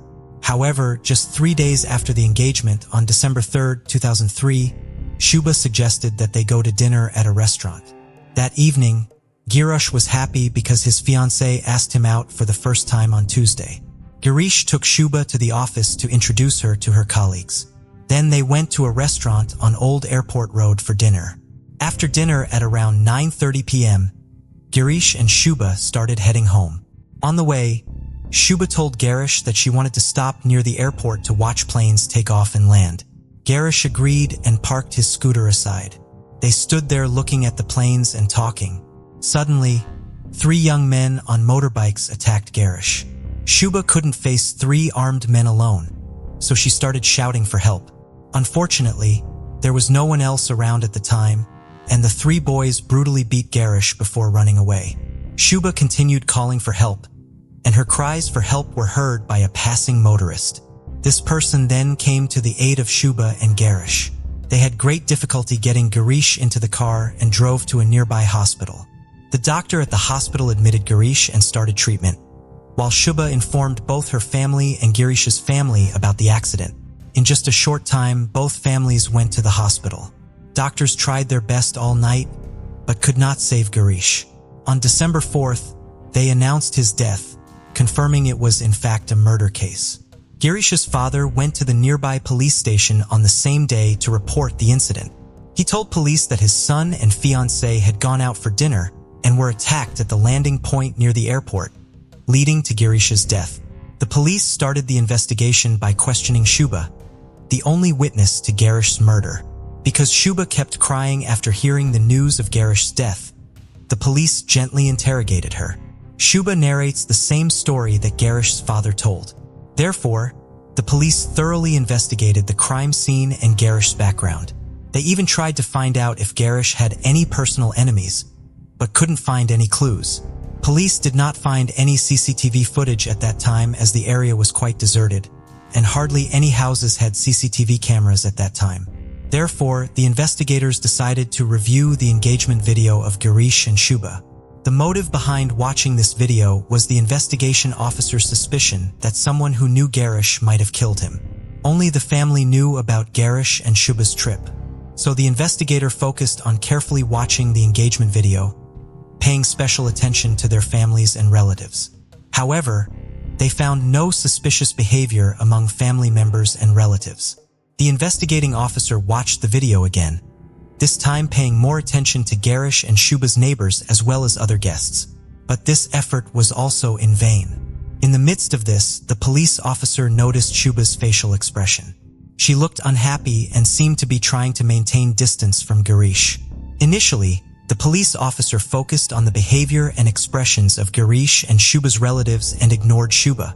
But when he saw Shubha looking unhappy and staying away from Girish in a short part of the video, he decided to watch the engagement video again. After watching the entire video, the police officer realized that during the ring ceremony, Shubha appeared very upset and continuously tried to stay away from Girish. This is very strange for the coroner because when people are engaged, they are usually very happy. After reviewing the entire video, the police officer felt that perhaps Shubha was not satisfied with this relationship, which made him somewhat suspicious of her. However, he also knew that he could not take any action against Shubha based on the video alone, so he decided to check Shubha's call detail records in 2003. It was rare for the police to check call detail records to solve a case because the technology was relatively new in India at the time. In 2003, very few people in India had mobile phones. However, the investigator was interested in technology and obtained detailed phone call records of Shubha because her family was quite wealthy. Shubha had a phone and call records revealed that on December 3rd, Shubha repeatedly called a phone number. The police then got the full details of that phone number and discovered that it was registered to a young man named Arun Varma. The police tried to find out about Arun Varma and his relationship with Shubha. After some time, they found out that Arun and Shubha both studied in the same college, but Shubha was 2 years older than Arun.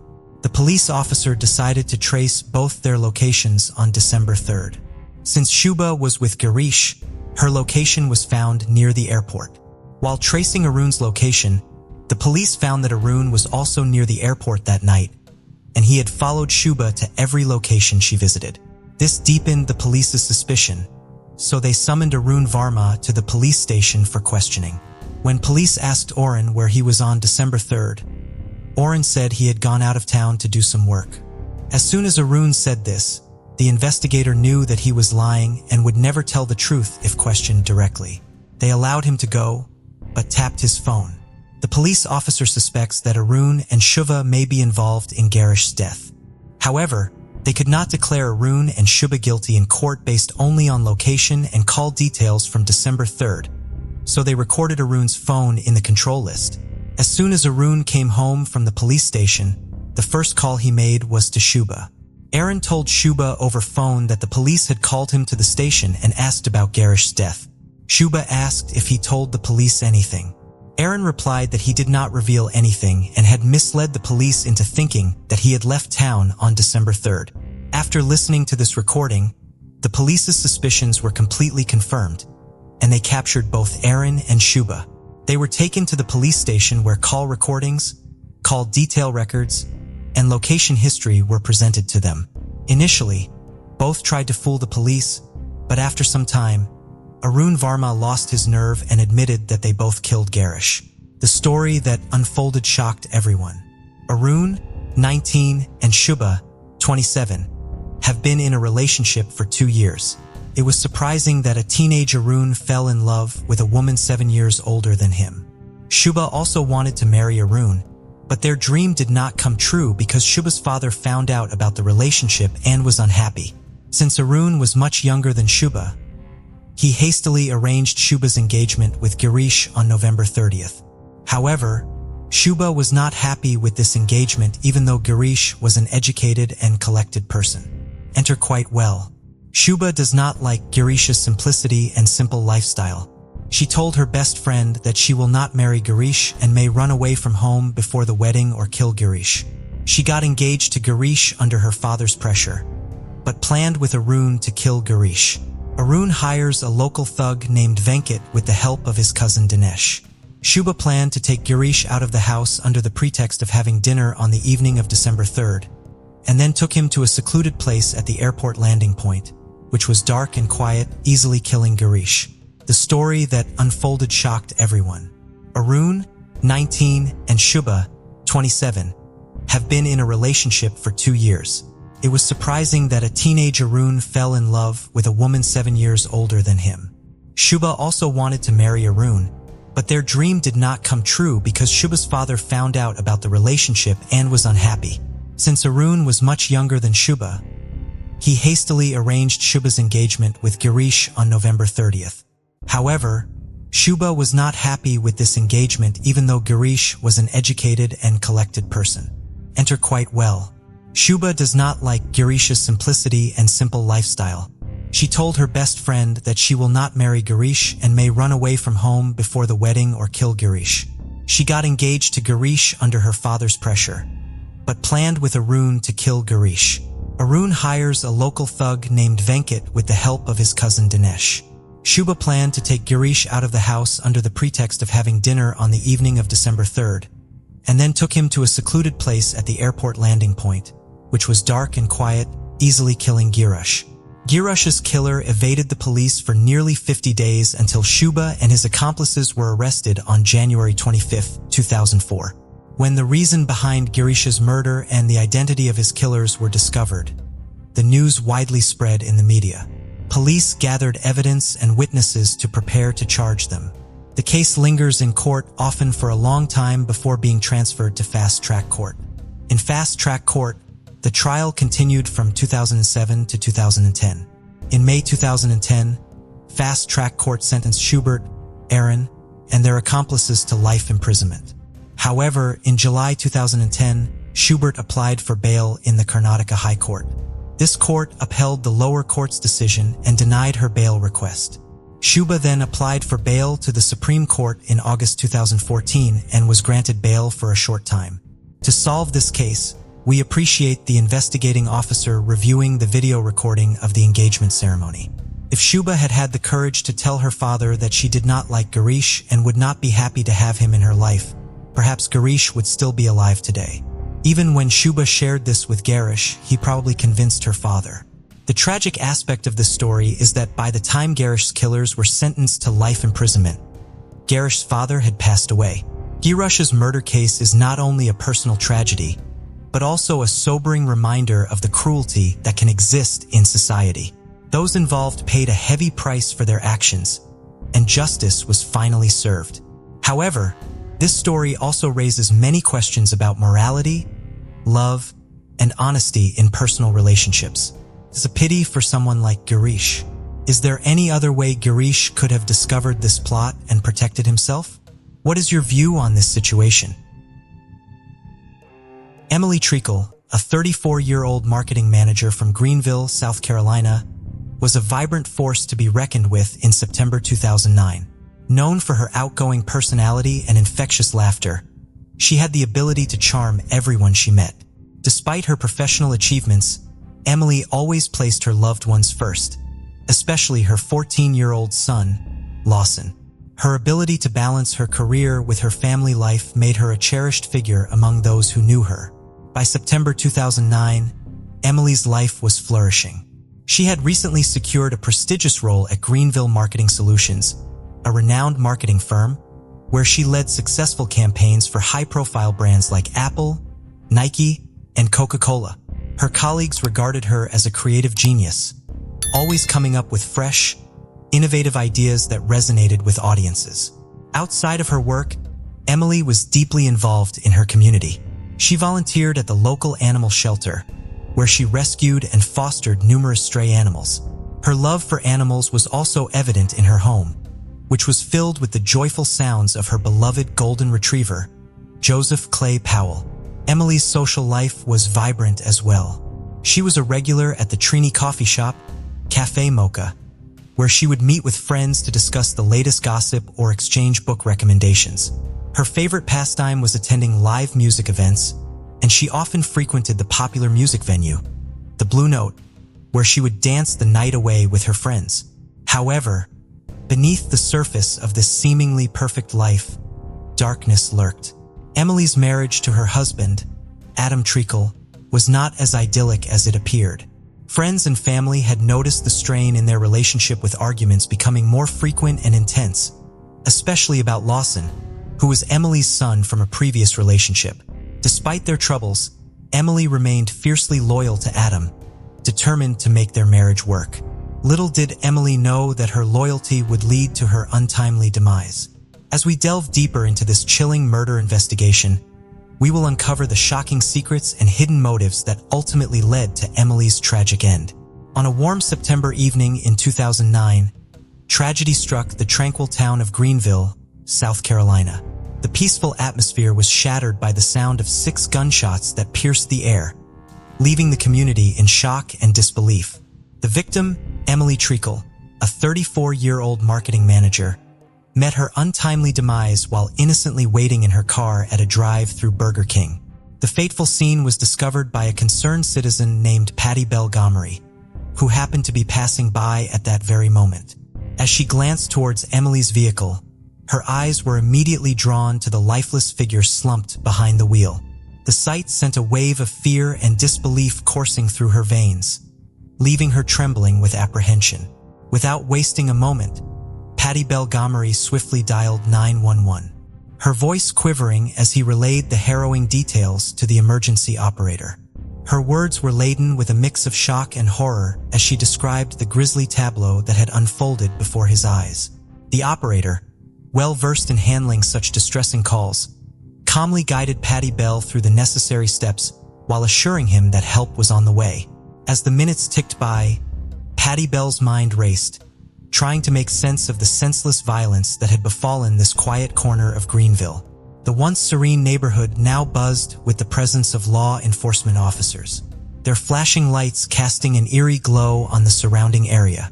News vans from local media outlets descended upon the scene, eager to capture every detail of this shocking crime. As the investigation unfolded, officers meticulously combed through the area, collecting evidence and interviewing witnesses. The drive-through Burger King, now a haunting backdrop to this heinous act, became a focal point for detectives seeking any clues that might shed light on the identity of the perpetrator. Meanwhile, news of Emily's tragic death spread like wildfire through the tight-knit community. Friends, family, and colleagues were left reeling from the loss of a vibrant and beloved individual. The shock waves of this crime reverberated far beyond the boundaries of Greenville, leaving a lasting impact on all who heard the news. The Greenville Police Department swiftly responded to the distress call that came in on that fateful September evening in 2009. Detectives Erica Leach and Jojo Brownlee, both seasoned investigators with a reputation for their meticulous approach, took charge of the investigation. Upon arriving at the scene, the detectives were met with a chilling sight. Emily Treacle's car, a silver Chevrolet Impala, was parked near the drive-thru of a Burger King. The car itself was stained with blood, a grim reminder of the violence that had unfolded just moments earlier. Detective Leach, a woman of unwavering determination, meticulously combed through the vehicle, searching for any clues that could shed light on the identity of the killer. She carefully examined the seats, noting the presence of a small tear in the upholstery, which could potentially be a valuable piece of evidence. Detective Brownlee, known for his keen eye for detail, focused his attention on the exterior of the car, inspecting it for any signs of forced entry or tampering. As the investigation progressed, the detectives discovered a discarded gun near the crime scene. The weapon, a Glock 17, was a popular choice among law enforcement agencies at the time. This presence raised questions about who the perpetrator could be and what their motive might have been. The detectives carefully bagged the gun, ensuring that it would be preserved as evidence for further analysis. As the investigation unfolded, news of Emily Treacle's murder spread throughout the community, sending shockwaves through Greenville and beyond. Local news outlets, such as the Greenville News and WYFF News 4, covered the story extensively, urging anyone with information to come forward and assist the police in their search for justice. Adam Treacle, a 36-year-old unemployed accountant, found himself thrust into the spotlight as the prime suspect in the shocking murder of his wife, Emily Treacle. The investigation took a chilling turn as detectives delved into the depths of Adam's troubled mind, searching for any clues that could link him to the crime. In the aftermath of the Great Recession, Adam had fallen victim to the economic turmoil that plagued the nation. The loss of his job as an accountant had left him feeling emasculated and overshadowed by his successful wife. Friends and neighbors whispered about the resentment that simmered beneath Adam's calm facade. Detectives Erica Leach and Jojo Brownlee, seasoned professionals with a reputation for their meticulous approach, meticulously combed through Adam's life, searching for any hint of a motive.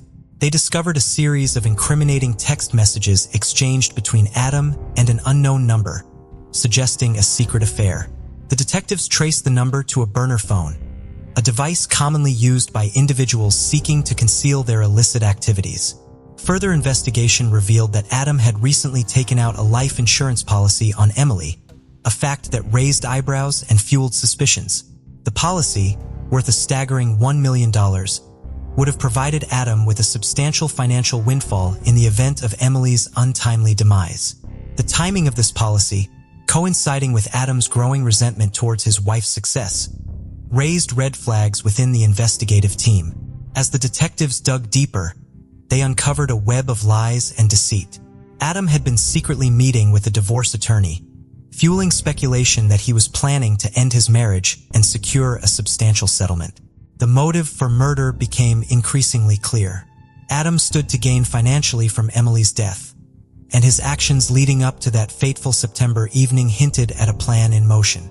The investigation continued with detectives meticulously analyzing surveillance footage from nearby establishments, hoping to catch a glimpse of Adam's movements on the night of the murder.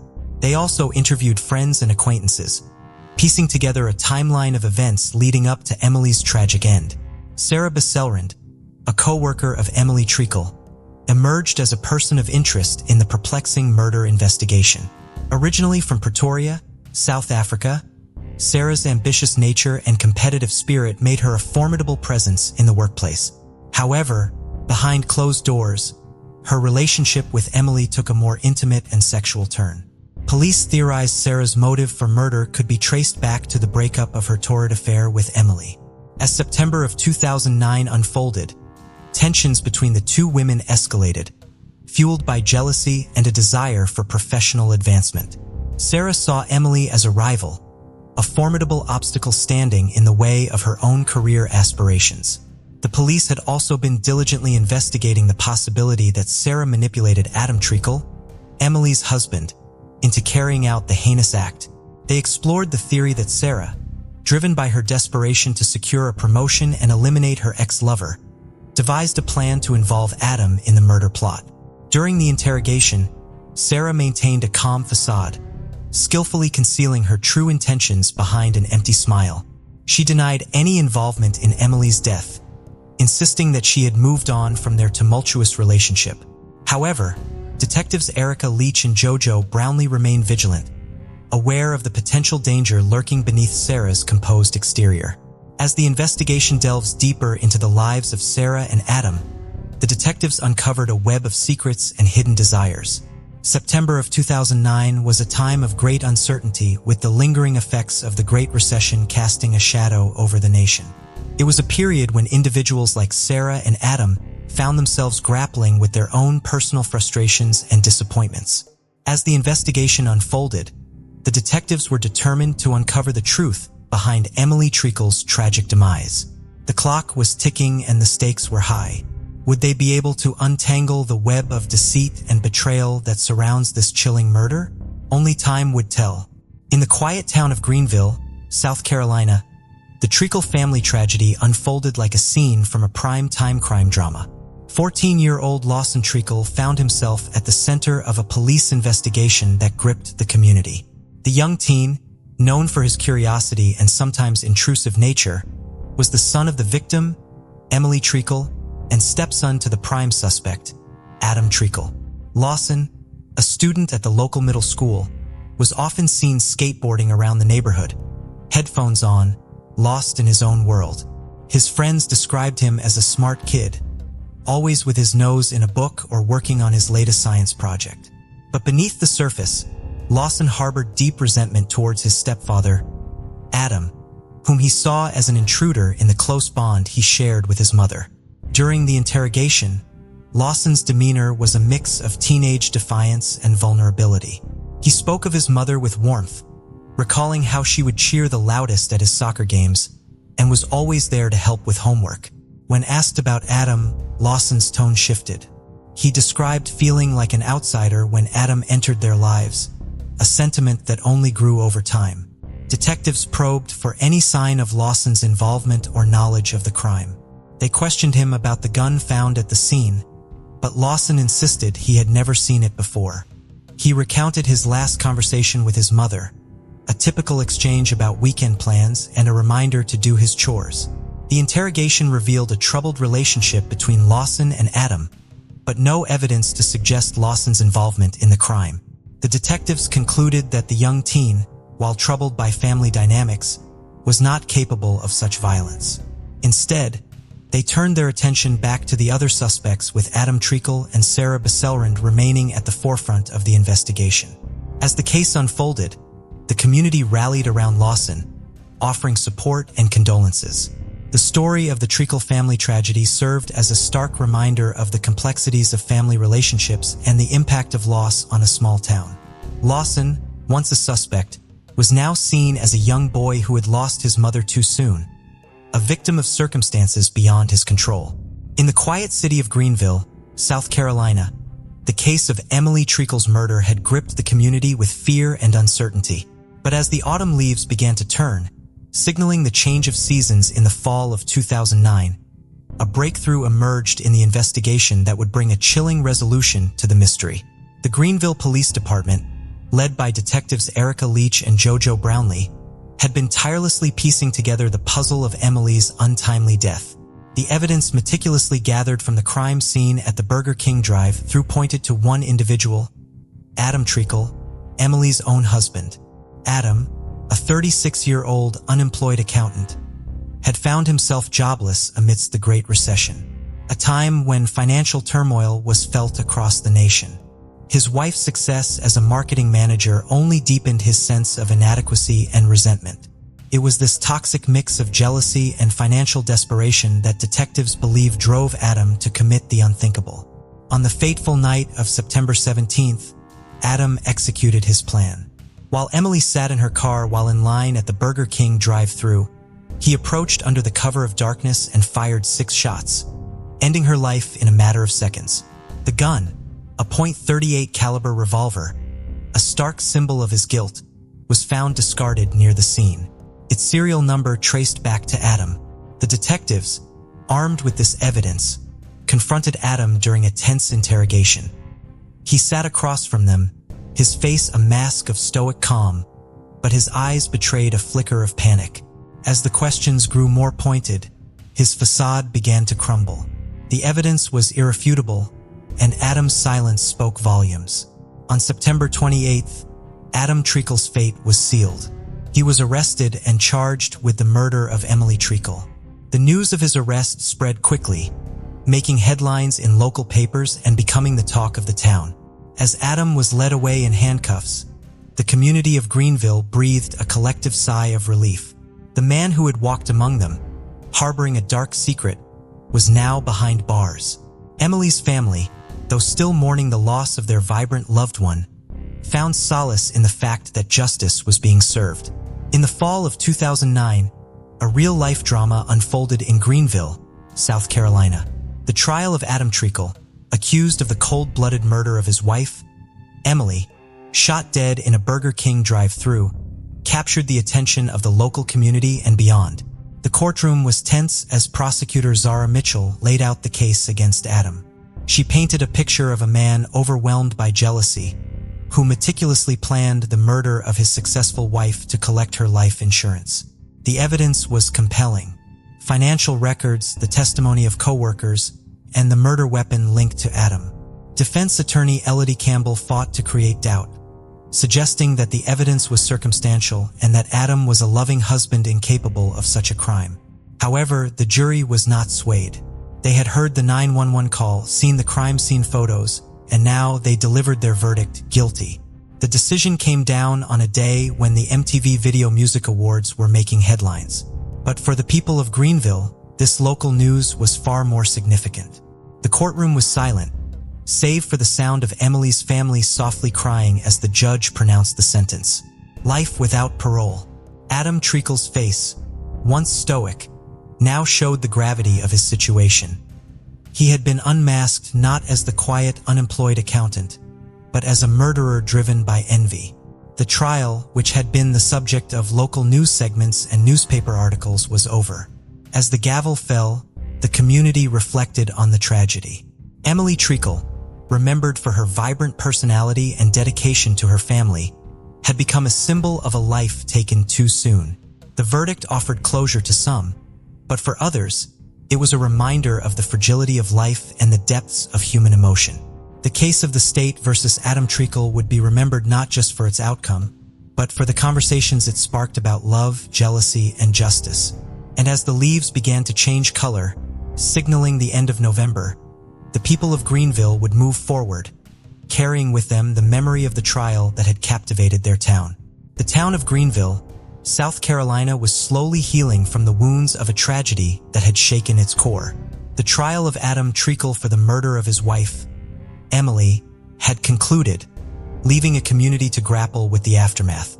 Adam Treacle, now a convicted murderer, faced a life sentence without the possibility of parole. The verdict, delivered on a day when the Toronto International Film Festival celebrated cinematic achievements, marked the end of his freedom. He was confined to a cell, his only company the ghosts of his past actions. Sarah Bezelrand, Emily's former lover and co-worker, also faced the consequences of her involvement. Though not convicted, her reputation was tarnished. Her career prospects dimmed.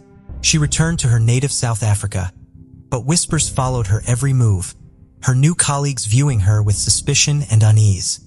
The community of Greenville, once bustling with the excitement of the upcoming football season and the release of new video games, now found itself in a somber state. The local Burger King, the site of Emily's murder, became a grim landmark, a place many avoided, its drive a constant reminder of the night that changed everything. For Lawson, the teenage son left without a mother, life became a series of painful adjustments. He returned to school, his classmates unsure of how to address his loss. Football games and school dances, once simple rites of passage, now carried the weight of his mother's absence, with no one there to cheer him on. The treacle case served as a harsh reminder of the complexities of human emotions and the devastating consequences of jealousy and greed. As Greenville, South Carolina, looked to the future, the community clung to the hope that such darkness would never again touch their lives. The memory of Emily Treacle's tragic death left a permanent scar on the quiet suburban town, shattering the illusion of safety. Through the relentless work of the police and the strength of Emily's loved ones, justice was ultimately served, but the scars left by the twisted murder investigation will never fully fade. Thanks for diving into another mystery with us. If you enjoyed unraveling the clues and chasing the truth, don't forget to hit that subscribe button and give us a thumbs up. Your support helps us bring you more thrilling cases and deep dives into the unknown.